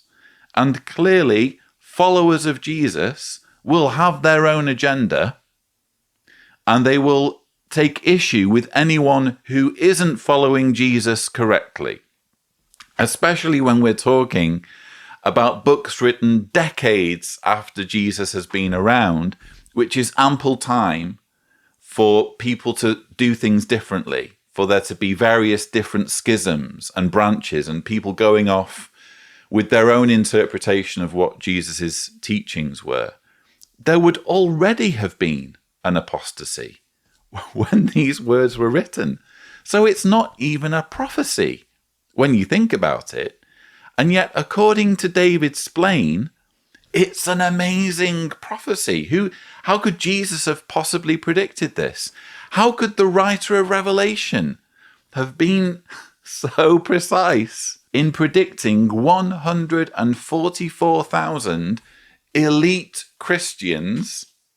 Because, as you'll know, if you're one of Jehovah's Witnesses, the 144,000 figure is supposed to be all Christians who've ever lived from 33 CE down to today, skipping out that huge period in history when there were no Jehovah's Witnesses. So literally, just followers of Jesus within a few decades of when Jesus was around, and then this huge pause with maybe just one or two getting added to the 144,000 figure, and then it resumes when Jehovah's Witnesses come on the scene, and then special Jehovah's Witnesses like David Splain start making up this number of 144,000 again. And David Splain's argument is Satan would love that figure to be just one short. Satan would love to be able to disprove this figure in some way. It can't be disproven. It is an unfalsifiable prediction, because we're literally talking about a random number in the book of Revelation that you're suggesting is every Christian who's ever lived, including special Jehovah's Witnesses, who can prove that you're wrong. It's unfalsifiable. It's precisely because it's unfalsifiable that we have reason to suspect that this is in fact anything remotely approaching a prophecy. Because if you're going to prophesy something, here's what counts as a prophecy. A prophecy is when, in advance, you write down something that's specific. So, for example, if someone had written down in 1995, in the year 2001, there will be a terrorist attack and the Twin Towers in New York will fall. If someone had written that down in 1995 and it was somehow date stamped, let's say they wrote it in a letter and they mailed it to themselves and it had the date stamp on it so that we can prove that it was written in 1995, or they did it some other way where it was unmistakable that they had penned these words in 1995, that would be a prophecy because it's falsifiable. Because when 2001 comes, if there is no such attack, people can say, well, that was a load of nonsense. Or if those events do transpire, people can say, wow, you predicted that 6 years in advance. How did you do that? What we see in the Bible doesn't fit that description. What we see in the Bible are, number one, vague statements that could be interpreted any number of ways, including cryptic numbers that people like David Splain can point to and say, oh, this means this. This is the total number of true Christians who get to go to heaven. And no one can prove otherwise. Or we get more accurate statements that were almost certainly written after the fact, perhaps just a few years after the fact, in prophetic language to make them sound as though they'd been predicted. There is nothing in the Bible that anyone can categorically prove to be anything remotely approaching a genuine prediction of something that is yet to happen. And of all of the examples from the Bible that David Splain could possibly point to as being legitimate future predictions, the least impressive of all, viewers, the least impressive of all are, oh, Jesus predicted that people would turn away from him and not serve him correctly. And, oh, look, there's this figure of 144,000. All Satan needs to do is draw away one follower of Jesus and make that number slightly less, and he's disproved God as being a God of... Seriously, viewers, how does this make any sense? How can people look at David Splain and take this man seriously as a font of scriptural knowledge? And what about the prophecy in the Bible that America and Britain would become a dual world power? Now, Britain wouldn't become a world power at all if France had anything to say about it. France and Britain were sworn enemies, and for many, many years, France was much richer and much more powerful than Britain was. And finally, at the Battle of Waterloo in 1815, France had one last chance to prevent Britain from becoming a world power. And France should have won that battle. Everything was stacked against the British. But there was a driving rain, a fatal miscalculation on the part of Napoleon, and a few other factors that foiled their attempt. And Britain did become a world power. And at the end of the 19th century, it's quite true that the sun never set on the British Empire. But now, America and Britain were supposed to become a dual world power, and Britain wasn't the least bit interested in sharing its power with America. It tried to prevent America from separating as a colony. There was a long war, and there were mistakes made on both sides. But finally, America gained its independence from Britain. And what do we find? Some years after that, Britain is sharing its power with America. They are a dual world power. Fighters against God will never prevail. We serve the God of true prophecy, and what he foretells comes to be. If you've never been one of Jehovah's Witnesses, you perhaps won't be in on this, but David Splain is just reciting the lyrics to a Jehovah's Witness hymn, which goes, "Ours is the God of true prophecy, what he foretells comes to be." Sorry about the dodgy singing. But yes, isn't it interesting how there's effectively multiple layers of coercion going on here? Because David Splain isn't daft. He knows that Jehovah's Witnesses, or at least many Jehovah's Witnesses, will have spent years or decades singing certain songs. And so he knows that to emphasize his points or to make his point stick, all he needs to do is tag in these lyrics, and suddenly he's unlocking people's memories and giving his words extra weight because he's piggybacking them on lyrics that have been entrenched in people's subconscious after being repeatedly sung, month after month or year after year on repeated occasions when Jehovah's Witnesses have been to congregation meetings. Very clever, very clever. The rest of what he has to say, not so clever. I mean, what have we really learned from David Splain's cameo in this May 2021 JW Broadcasting episode? we've received yet more evidence that David's Blaine is either anti-Semitic or at least has a very dim view of Jewish people, because he suggests that Jewish people are somehow stupid or ignorant if they don't embrace his views about Jesus as a Christian. Why would you be Jewish and not be a Christian, or indeed not have my specific views and beliefs as a Jehovah's Witness? How could this possibly be? That's the way David Blaine thinks about Jewish people. We've seen that. We've also seen that David Blaine has an incredibly low threshold when it comes to what constitutes an impressive prophecy. So that even Jesus saying something like, oh, people will follow me, but some of them won't be true followers, that's supposed to be an amazing prophecy. And finally, we have an example of David Blaine showing us how utterly unimpressive and underwhelming he is as a Bible scholar, or as someone who tries to make logical arguments about the authenticity of the Bible. He literally says, and what about the prophecy in the Bible that America and Britain would become a dual world power? there is no such prophecy in the Bible, David Blaine. Show me the verse that says Britain and America will become a dual world power. There is no such verse. There are only verses that you have interpreted, you have layered on. I say you, it's not David Blaine personally, it's the Jehovah's Witness leadership.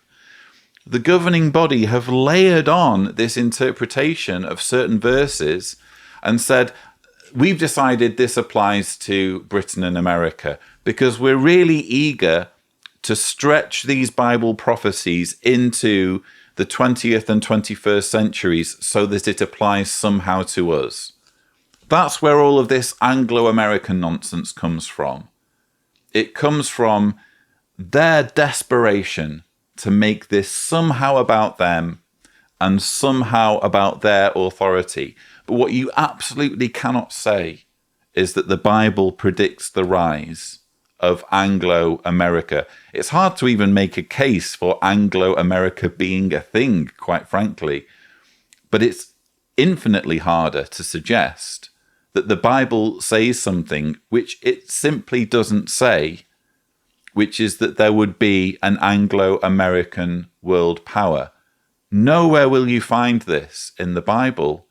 And yet notice this cup and ball trick that's being played here. David Blaine is talking about it as though it's not just his interpretation or the interpretation of prophecy, but as though it is an actual prophecy, as though the Bible says that.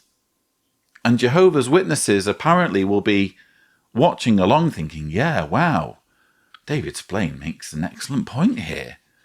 The Bible predicted the rise of the Anglo-American world power, and it was so close to not being fulfilled when there was the Battle of Waterloo. And if Napoleon had won that battle, then the prophecy wouldn't have come true. But doesn't that just show that ours is the God of true prophecy? I ask you, viewers, how can anyone take this stuff seriously?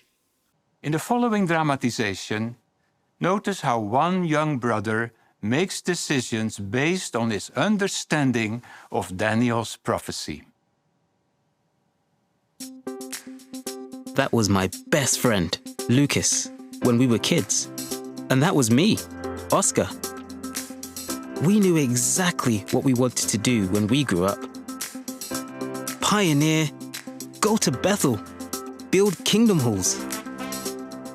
We kept those goals. And when graduation came, we were ready.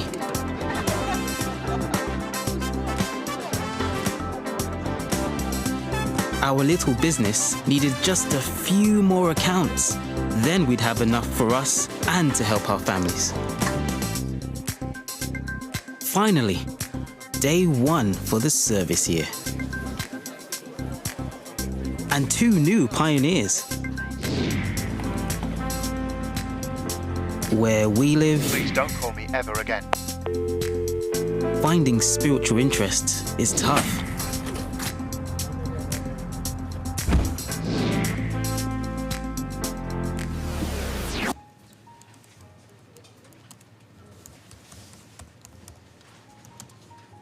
We already have cleaners. And finding enough work was harder than we thought. A few months in, I was sure Jehovah would help if we just stuck it out. Sorry, Oscar, can't make it today. Something came up. Lucas. What came up was an opportunity for more money. But at what cost?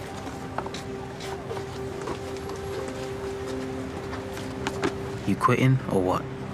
Nah, I'm not quitting. Pioneering or our business? Neither, but you know the struggle here. Most brothers can afford to pioneer for a year, 2 tops. Look, it's not full-time while I'm training. It's a backup plan.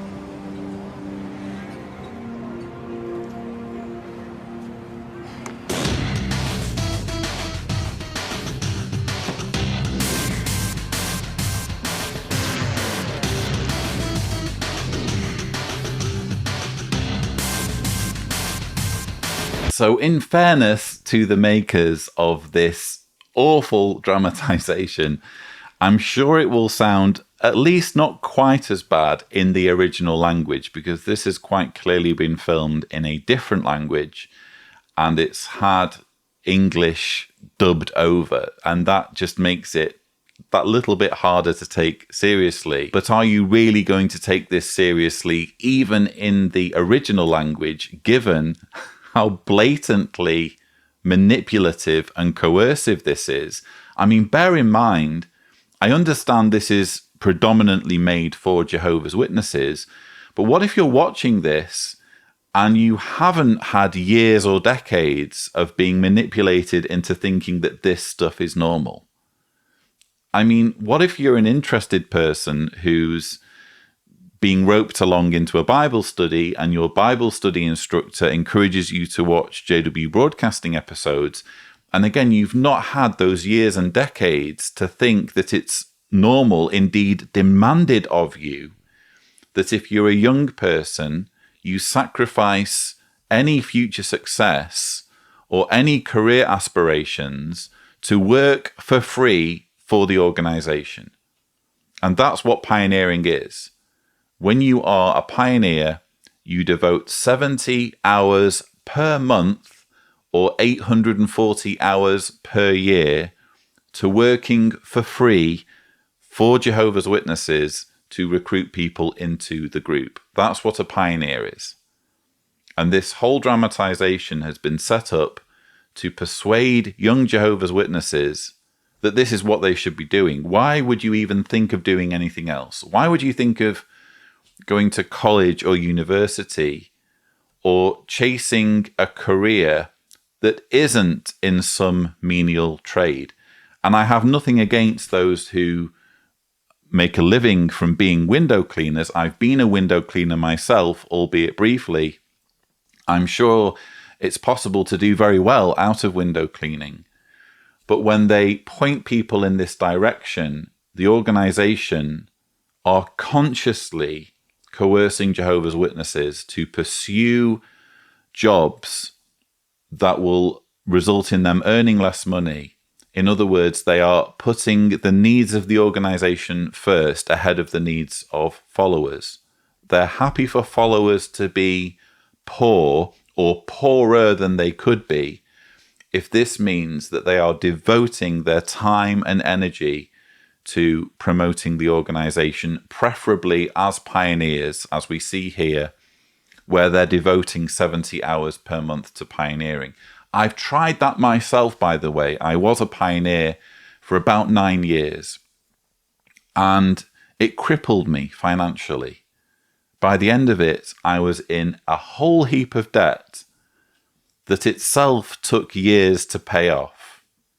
And this is the direction they're steering people down, so that young Jehovah's Witnesses watching this assume that this is what they have to do, to the point where if they do things differently and follow the course of this guy's partner who gets distracted by this other job where he isn't window cleaning and where there's a potential for him to not pioneer and instead make a living for himself and be successful financially, they imply that going down this road is unthinkable, is disgraceful. How could you be so selfish and not put the organization ahead of your own basic need to provide for yourself or to provide for a potential family?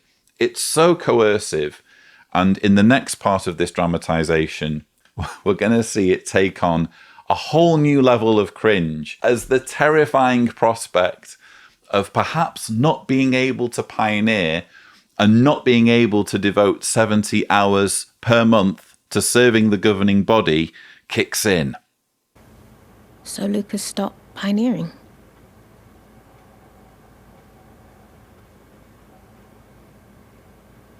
Maybe he's right. He's just being practical. I mean, is it wrong to quit if you think it's not working? I struggled with the same question when I pioneered. Whatever you decide, if you can tell Jehovah your reason with a clean conscience, then it's the right decision for you. Why would I keep going when it's so difficult? Since all these things are to be dissolved in this way, consider what sort of people you ought to be in holy acts of conduct and deeds of godly devotion.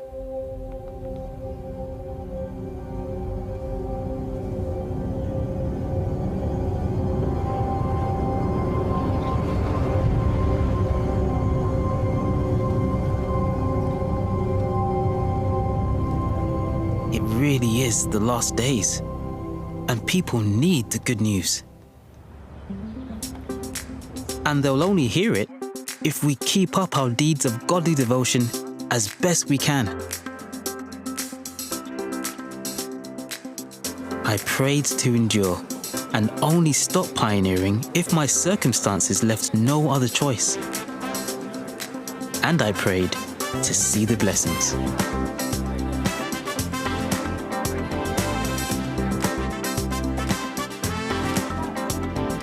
And after a while, I learned that a little perseverance with Jehovah's Spirit can be contagious.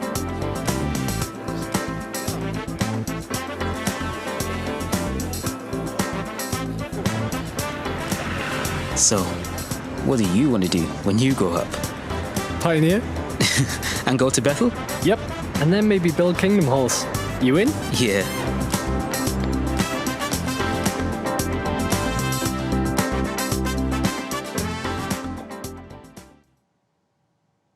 That young brother was trying to figure out what to do with his life. He made a good decision because he allowed Bible prophecy to influence his thinking. Did he really now? Well, I would obviously disagree with that, Kenneth Cook. But wow, what a cringeworthy dramatization.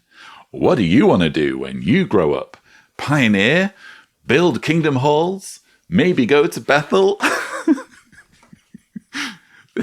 These are the sorts of conversations that the governing body or their writers think actually should be happening between real Jehovah's Witnesses. They want young Jehovah's Witnesses to be as fanatical about the organization as they are, only the difference is that they're on the top of the ladder, the young Jehovah's Witnesses, the rank and file, are at the bottom, and everything they're doing, whether it's pioneering and acting as volunteer recruiters or building kingdom halls, adding to the real estate portfolio, or working at Bethel, being free laborers at the organization's facilities, all of those things benefit the governing body, benefit the literal leaders.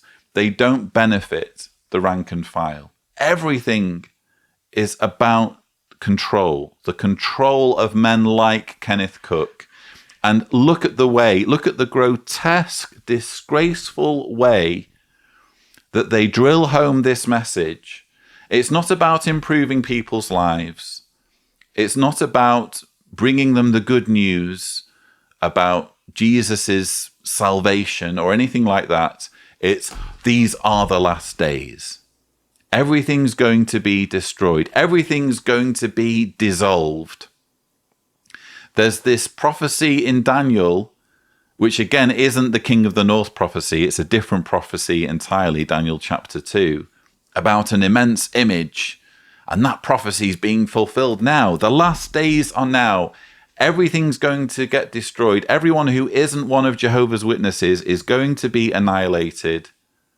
And how are they going to find the truth if I'm not committing 70 hours? I mean, who gets to decide 70 hours is the number? What Bible verse points to 70 hours per month as being the magic number in order for you to be a good person? Because this is what all of this boils down to. Apparently, if you have the circumstances to do 70 hours per month of free preaching for an organization, and you're not doing it, you're instead pursuing a career that's going to make you successful or make you a good provider, this would make you a bad person somehow. Well, again, what Bible verse is this based on? What Bible verse gets you to 70 hours per month, 840 hours per year? There are no Bible verses. Just as there are no Bible verses pointing to Anglo-America, and there are no Bible verses, quite frankly, singling out this exact point in history as being the last days. Everything you read in the Bible that Jehovah's Witnesses point to as evidence that the last days are now have been used by previous generations centuries ago in history to suggest that the last days were coming then as well. And it's just this endless cycle of fear-mongering and exploitation. And we see all of that in this dramatization. They can't simply ask people to decide for themselves whether they want to promote the organization and uplift people, bring people a positive message about the Bible. They have to terrify people. They have to at least attempt to terrify young Jehovah's Witnesses into thinking that they need to do this. They need to commit those 70 hours if they want to be considered good people, because Armageddon is coming and everyone who isn't a good person, as defined by the governing body, the faithful slave, deserves to be annihilated. As we've discussed, each detail of the prophecy recorded at Daniel 11 has come true so far. We must have confidence that the remaining events described in that prophecy will also come true. We are living in the last days of the time of the end. Soon, the nations will fulfill the prophecy at 1 Thessalonians 5:3.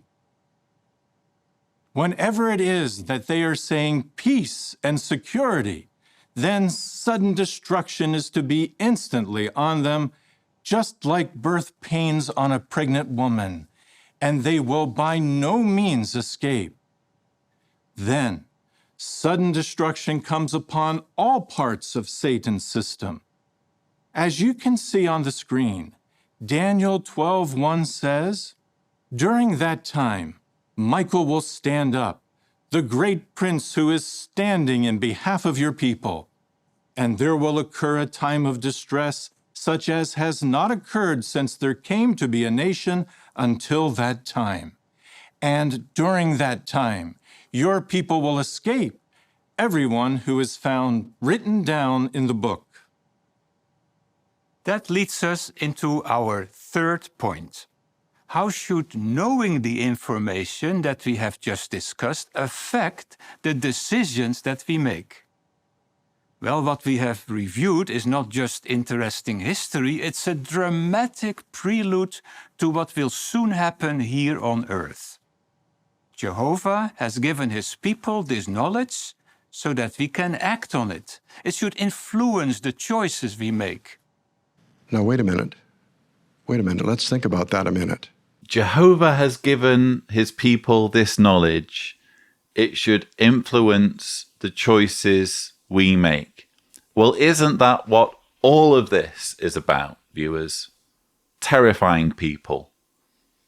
Using these obscure verses in the Bible, which have been used by generation after generation throughout history to suggest that the last days are coming, the second coming of Christ is imminent, everything's going to be destroyed, Armageddon's on the way. Indeed, in the lifetime of the organization, in the history of Jehovah's Witnesses, they have had the same level of urgency, this same insistence that all of these things are going to happen imminently for decades.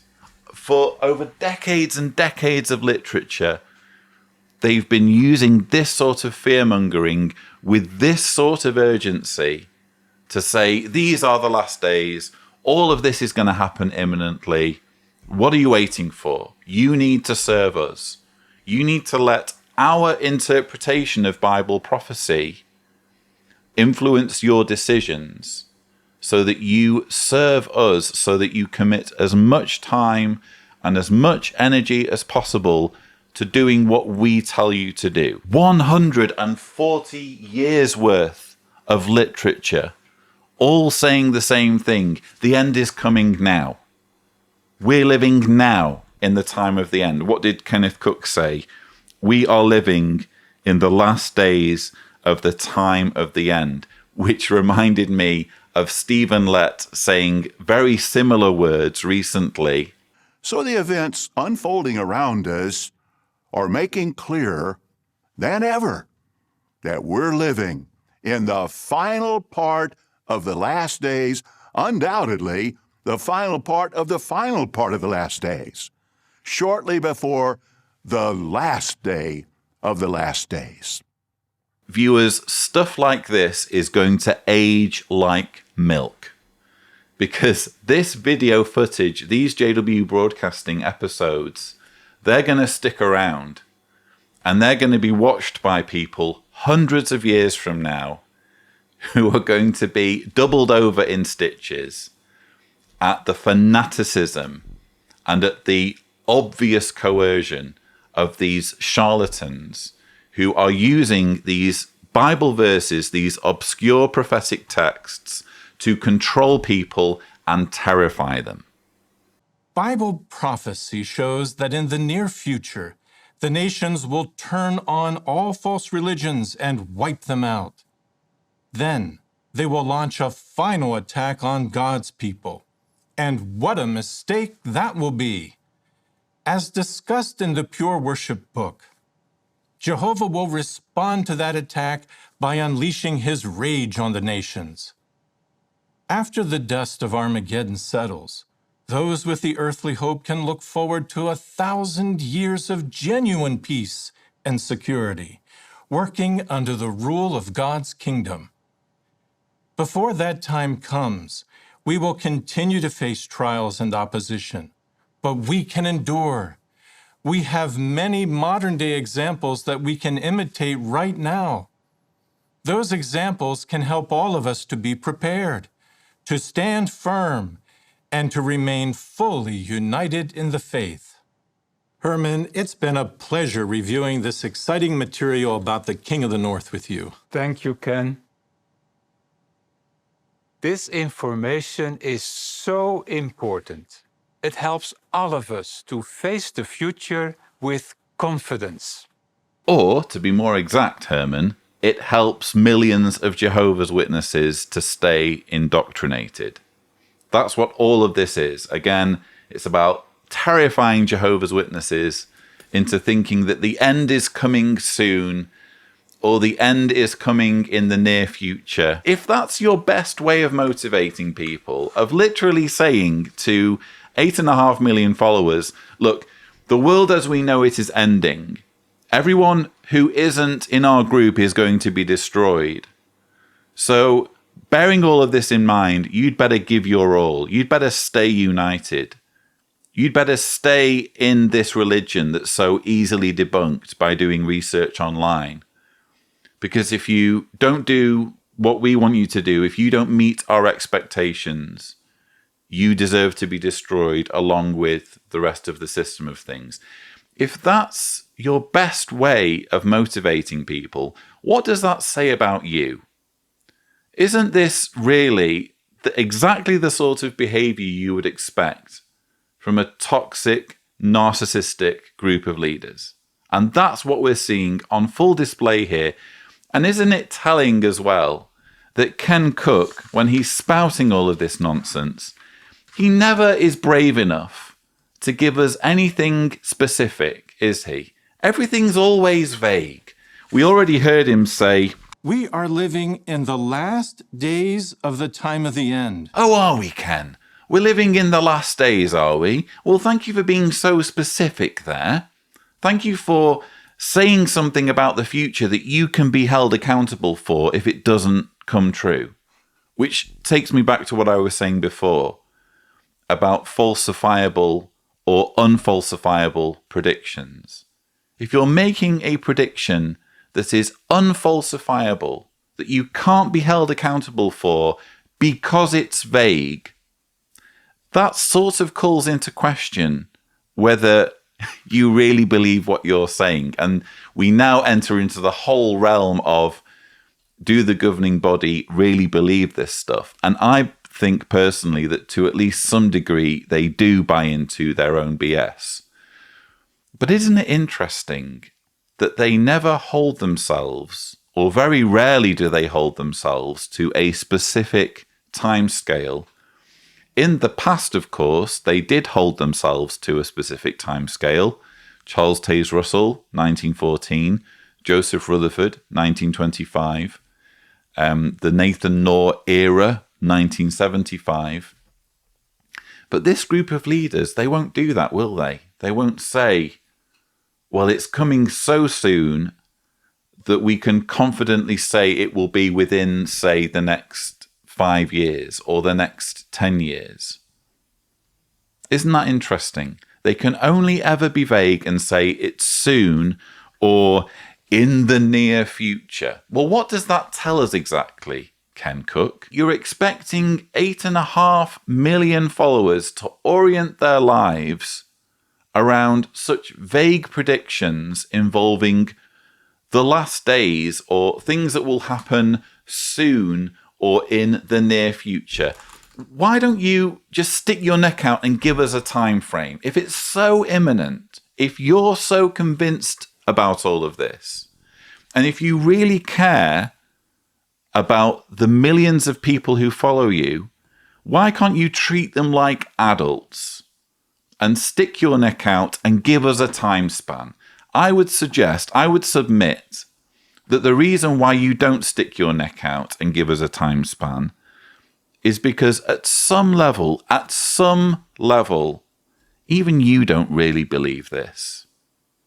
You're just going along with what you're supposed to go along with and doing what's expected of you in an organization that incidentally is benefiting you by giving you the power and prestige that you crave. We know that teens everywhere face many challenges, and we feel for you. Of course, I was once a teenager, but I can't even imagine some of the situations that you find yourselves in. But the governing body loves you, and we want to help. So I'm very happy to announce a new series, My Teen Life. You'll hear from witnesses who share the challenges they faced in their teens and how they overcame them with Jehovah's help. The interviews are candid, the issues real. Here's the first episode.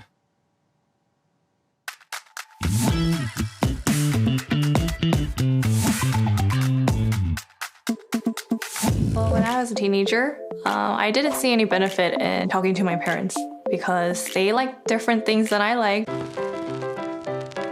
So I thought, well, what's the point? And I also wanted to be an adult. I wanted to feel like an adult and be treated like an adult.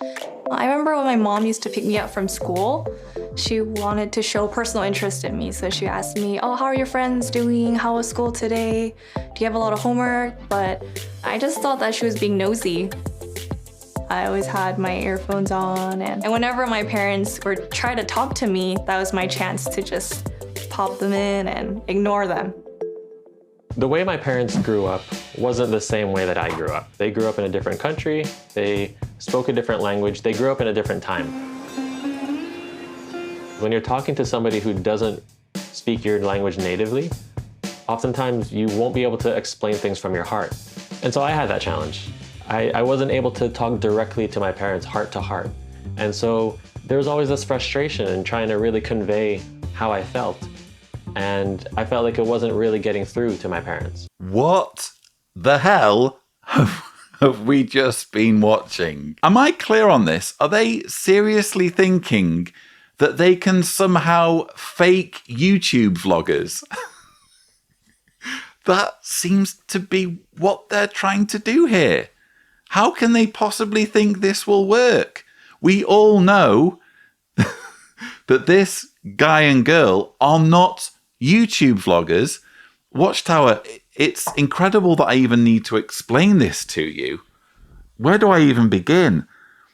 The difference between what we've just seen and actual YouTube vloggers is that actual YouTube vloggers have YouTube channels that you can subscribe to, and they get to say whatever they like, not just what they're expected to say by a cult that's shoving them in front of a camera and asking them to pretend to be YouTube vloggers. Later on, as I got older and started that communication going with my parents, I realized taking their advice and really listening to their opinions and always letting them know what I'm gonna do and where I'm gonna go was a mature thing to do. Our heart oftentimes takes the driver's seat and it directs us to where it thinks it should go. And oftentimes it goes in the wrong direction and we sometimes get hurt. Then we look back and say, I wish I didn't do that. And our parents have been there. What they're trying to do for us now is to tell us, don't let your heart take the driver's seat. If I can talk to my teenage self, I would tell myself to see my mom and dad more like coaches, because I used to think they were always trying to criticize me and point out my faults, but really they're just trying to help me and they want me to have a happy life. I really wish I knew that as a teenager, but I'm glad I learned that now.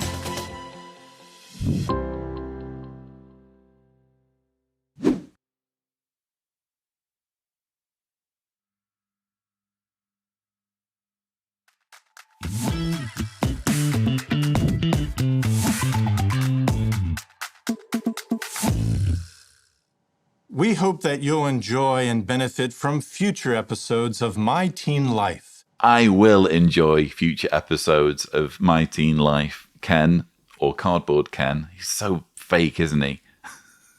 I will enjoy future episodes of My Teen Life, but not for the reasons you would like me to enjoy them, but because it's hilarious. I mean, what?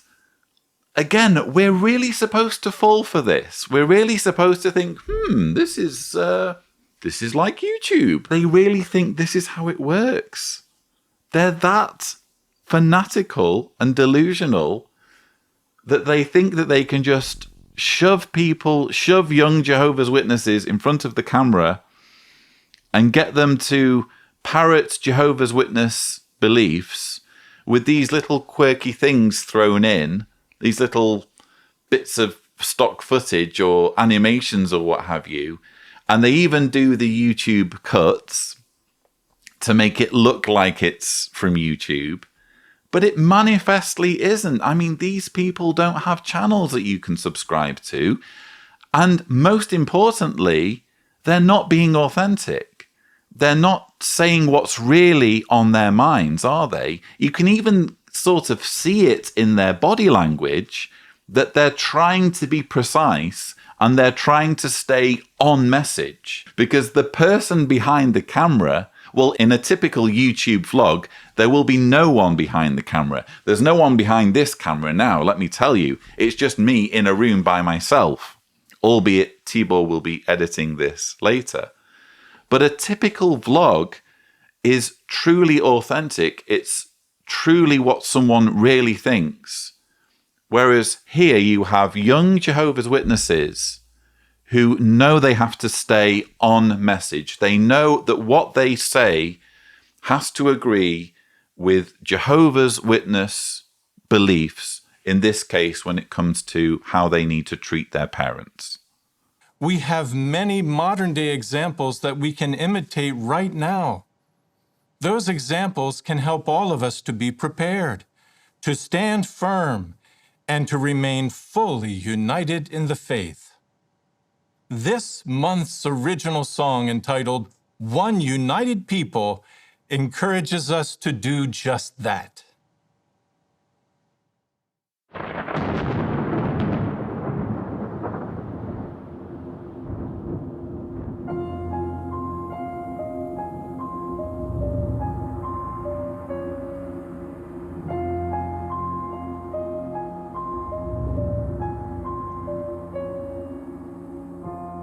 We watch the storm clouds gather. We've seen the signs before. The wind of persecution is no stranger to our door. We are one united people, though we come from every land. We are standing firm together, for Jehovah makes us stand. We stand firm together, unafraid we face the crowd, and these hearts that beat within us, we have given to our God.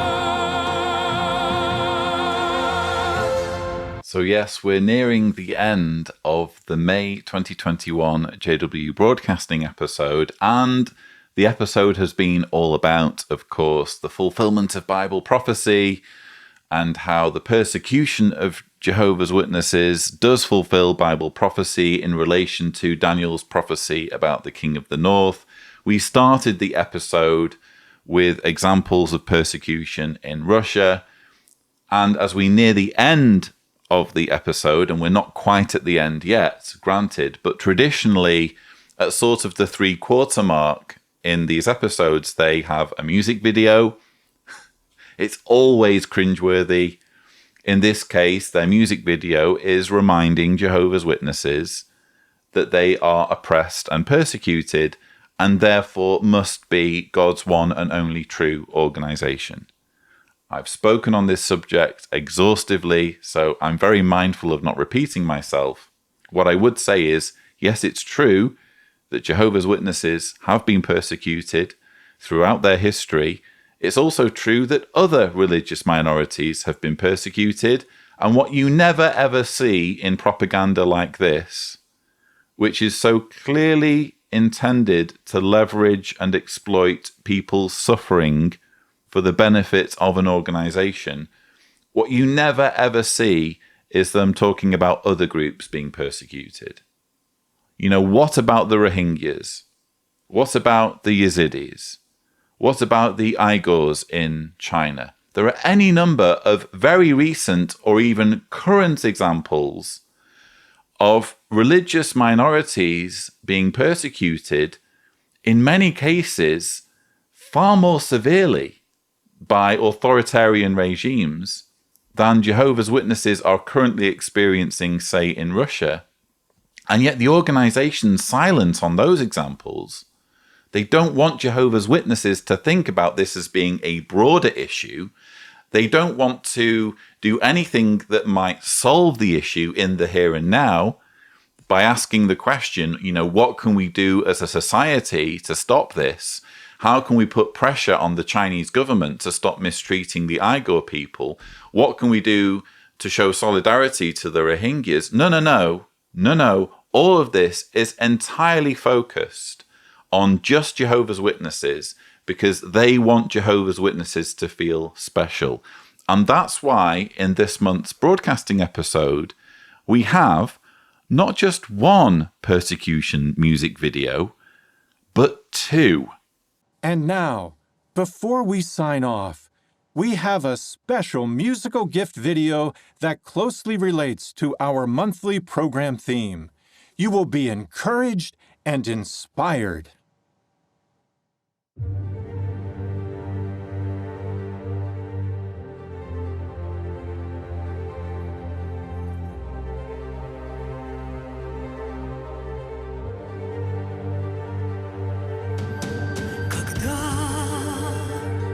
Стоишь у края пропасти,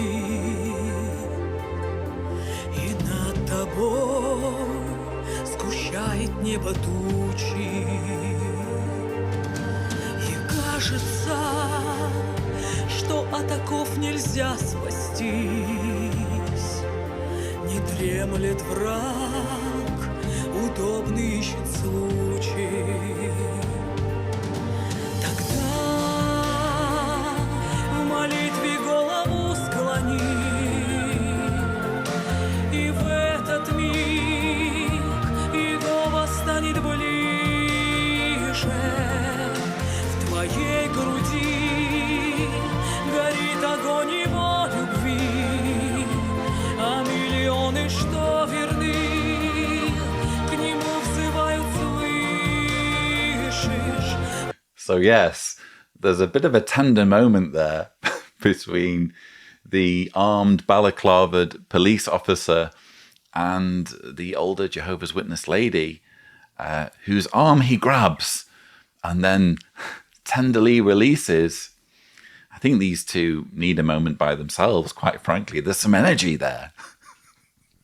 But that's apparently not the point. The point is that this balaclavaed police thug who is in the business of rounding up Jehovah's Witnesses, because this isn't a real situation, obviously this is staged, there's a narrative here which we're going to see played out in the rest of the video, where this guy ends up believing that he shouldn't be doing this. He ends up regretting his treatment of Jehovah's Witnesses and ultimately becoming one.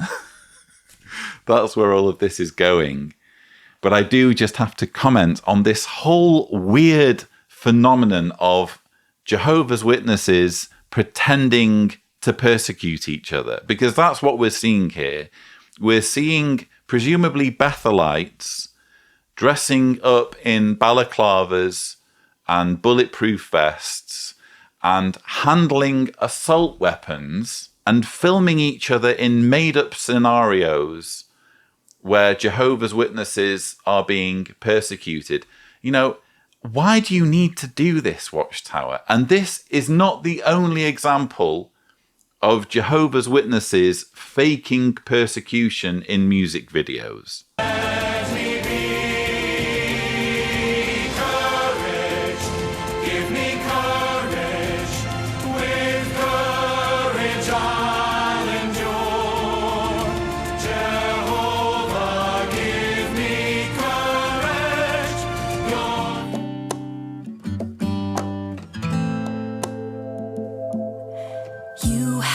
Been faithful, you have not wavered. You looked to Jehovah through all the storms. Let's keep building our faith so we can be strong. We will not give up or give in. His word as our guide. Why do they need to do this? This is a serious issue. I take this issue seriously as an ex-Jehovah's Witness. I am against the persecution of Jehovah's Witnesses. I am against what's going on in Russia. And it's because I take this seriously that I find this, quite frankly, grotesque. The fact that they need to fake their own persecution in music videos to the extent where they're routinely putting assault weapons in the hands of Bethelites and getting them to fake these situations where witnesses are getting rounded up. Why is it that the facts aren't enough, Watchtower? Why is it that just simply talking about real stories and real cases and real people, why are those stories not enough so that you need to fake stories that haven't happened or create these dramatizations or portrayals that didn't happen? Doesn't that somewhat diminish the urgency and relevancy of the real stories, of the real tales of persecution, where Jehovah's Witnesses are suffering and being mistreated because of their faith? Why is it that those stories aren't enough so that you need to produce multiple music videos with fake persecution?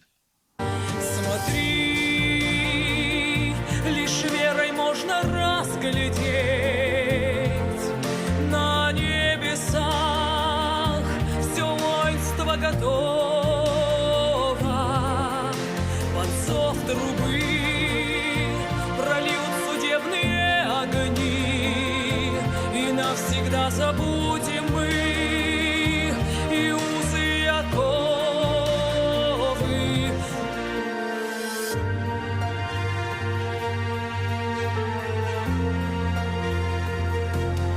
Мы с тобой веру сохрани и не отступи. Мы на шаг сейчас. И голос с тобой, скоро новый мир, близок этот день и час, близок этот день и час. I've said it many times before. What is this? What is this religion? It's almost completely unrecognizable from the organization I remember following as a Jehovah's Witness. It feels almost with each passing year, this religion is getting more cheesy, more fake, more synthetic, and more obviously manipulative. I mean, what was that monstrosity of a song? It sounded to my ear like maybe Russia's entry for Eurovision. It would get nul point from me, I have to say. But they really want us to contemplate this situation where one of these police thugs in Russia becomes one of Jehovah's Witnesses and actually quits doing his persecuting in the midst of a raid. So he first has that tender moment with the old lady, and then he sees the little girl. And seeing the little girl also gives him second thoughts. You know, it's one thing to have second thoughts about being a Russian police thug who oppresses religious minorities. It's another thing entirely for you to dedicate your life to serving a group in America, a group of 8 dudes who meet every Wednesday at their lakeside retreat. That's what we're seeing portrayed here, to the extent where he turns up in paradise. And there's the fruit table. Of course, it wouldn't be paradise, would it? If you didn't have Jehovah's Witnesses sat around a fruit table, which is what you're supposed to do in paradise. You're supposed to have picnics and sit at fruit tables and eat fruit. That is when you're not working in the clothes factories that you would need in order for these people to be walking around wearing nicely made clothes. In the case of the guys, of course, it has to be cream slacks. That's the standard JW casual look. It got decided on in the 1950s, and it's been there ever since, to the point where you can't wear jeans in paradise. has to be the 1950s cream slacks. I would have really liked, by the way, to really bring this whole narrative full circle, I would have really liked this guy entering paradise to reconnect with that older sister. I think it would have been really touching if she'd have been there at the fruit table and you'd have seen like a close-up of them holding each other's hands and then maybe walking off into the sunset together. I think that would have been a really touching conclusion to the music video. But wow, it's just multiple levels of cringe, isn't it? As with any Jehovah's Witness music video, it's just that in this month's broadcast, for some reason, we need two, both on the same subject of persecution. Because if there's one message that the governing body wants Jehovah's Witnesses to take away from this month's broadcast, it's that you are special, you are being persecuted, these are the last days. Stay loyal, stay busy, stay terrified with the assumption that the world is ending and the only way you can survive is by being a follower of the governing body. The stirring theme of this year's convention is powerful by faith. We will learn what faith is, why it is essential, and how we acquire it. Here is a preview. It can be hard to put faith in something you cannot see. But real faith is not blind. Real faith is based on facts, on realities, on truth. It gives us courage and strength, and it helps us to endure. When life gets hard, it provides peace. It reminds us of our purpose, and it brings us real joy. Learn how to build and strengthen your faith at the 2021 Powerful by Faith Convention of Jehovah's Witnesses.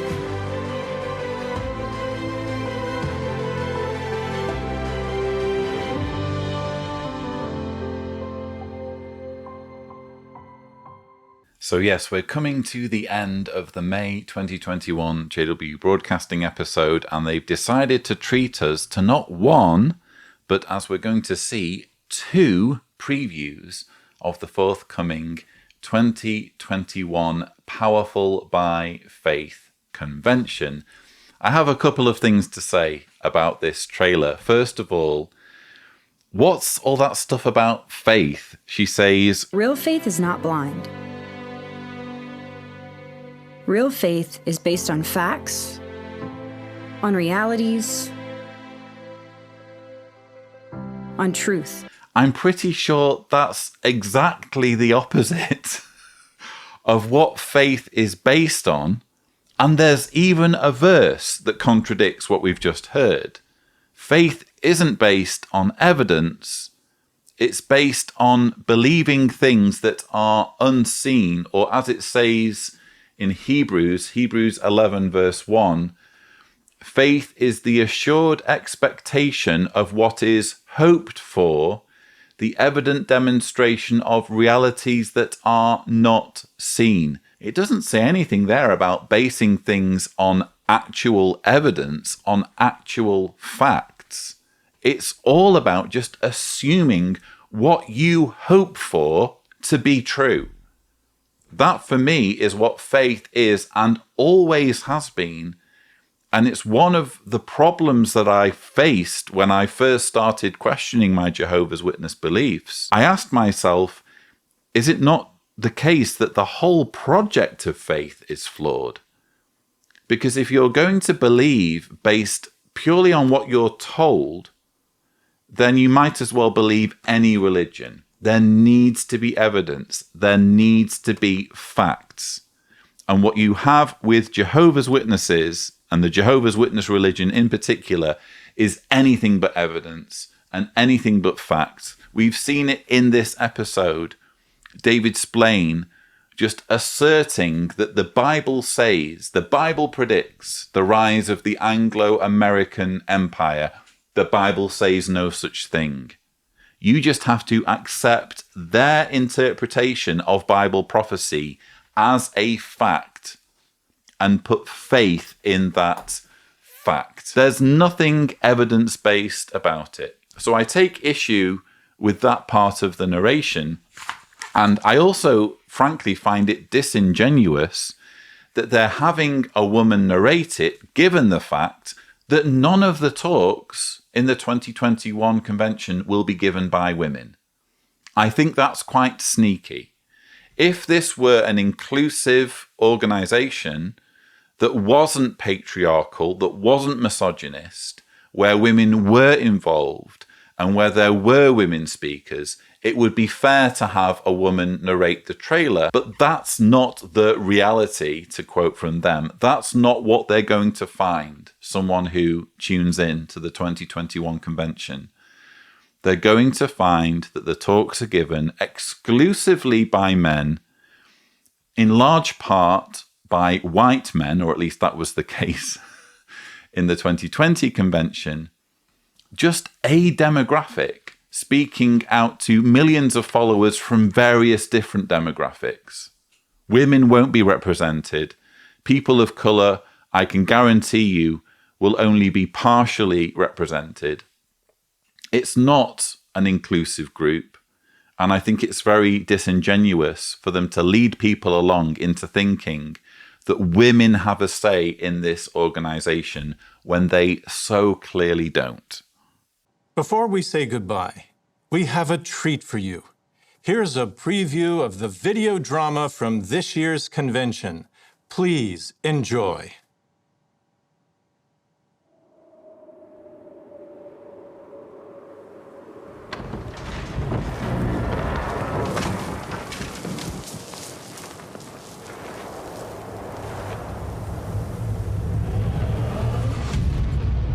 You will receive training in the house of the great king, Nebuchadnezzar.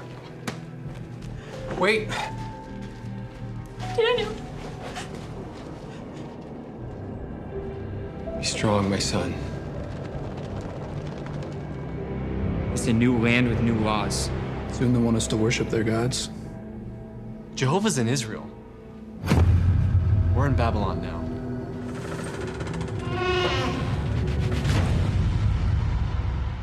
What's going to happen to us? He had a dream. No one can tell him what it is. Everyone's to be executed by dawn. We have until morning. To do what? It's Jerusalem. They burned down Jehovah's house. As long as Jehovah exists, we have hope. Interpretations belong to my God, Jehovah. He knows your dream and what it means. Where is your God? Kill them! Oh, Jehovah, surely you didn't bring us here to die. Please, vindicate yourself.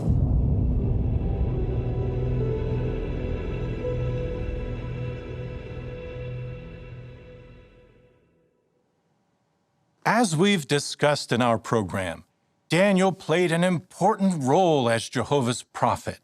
And, as we'll see in our video drama, there's much we can learn from his life and example. Am I the only one who's a bit creeped out by Herman lingering in the background there?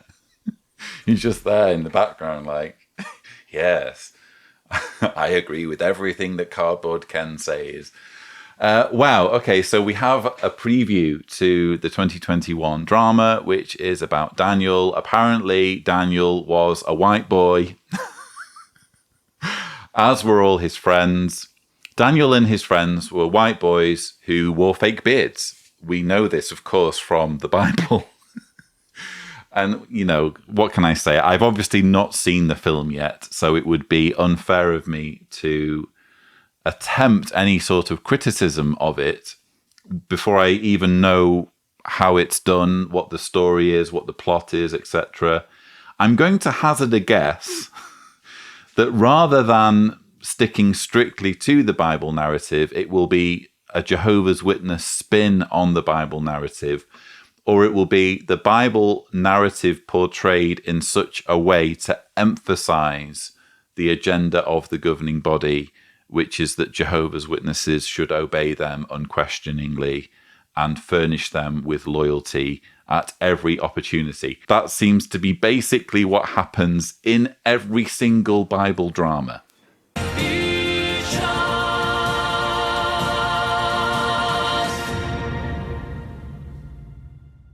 Please, keep our brothers in Russia in your prayers. Learn from their example of faith and courage. See these events for what they are, the fulfillment of Bible prophecy. Let this knowledge move you to make wise decisions. Stay faithful and stay busy as the end of this system draws close. From the world headquarters of Jehovah's Witnesses, this is JW Broadcasting. Isn't that what it's all about? Staying busy.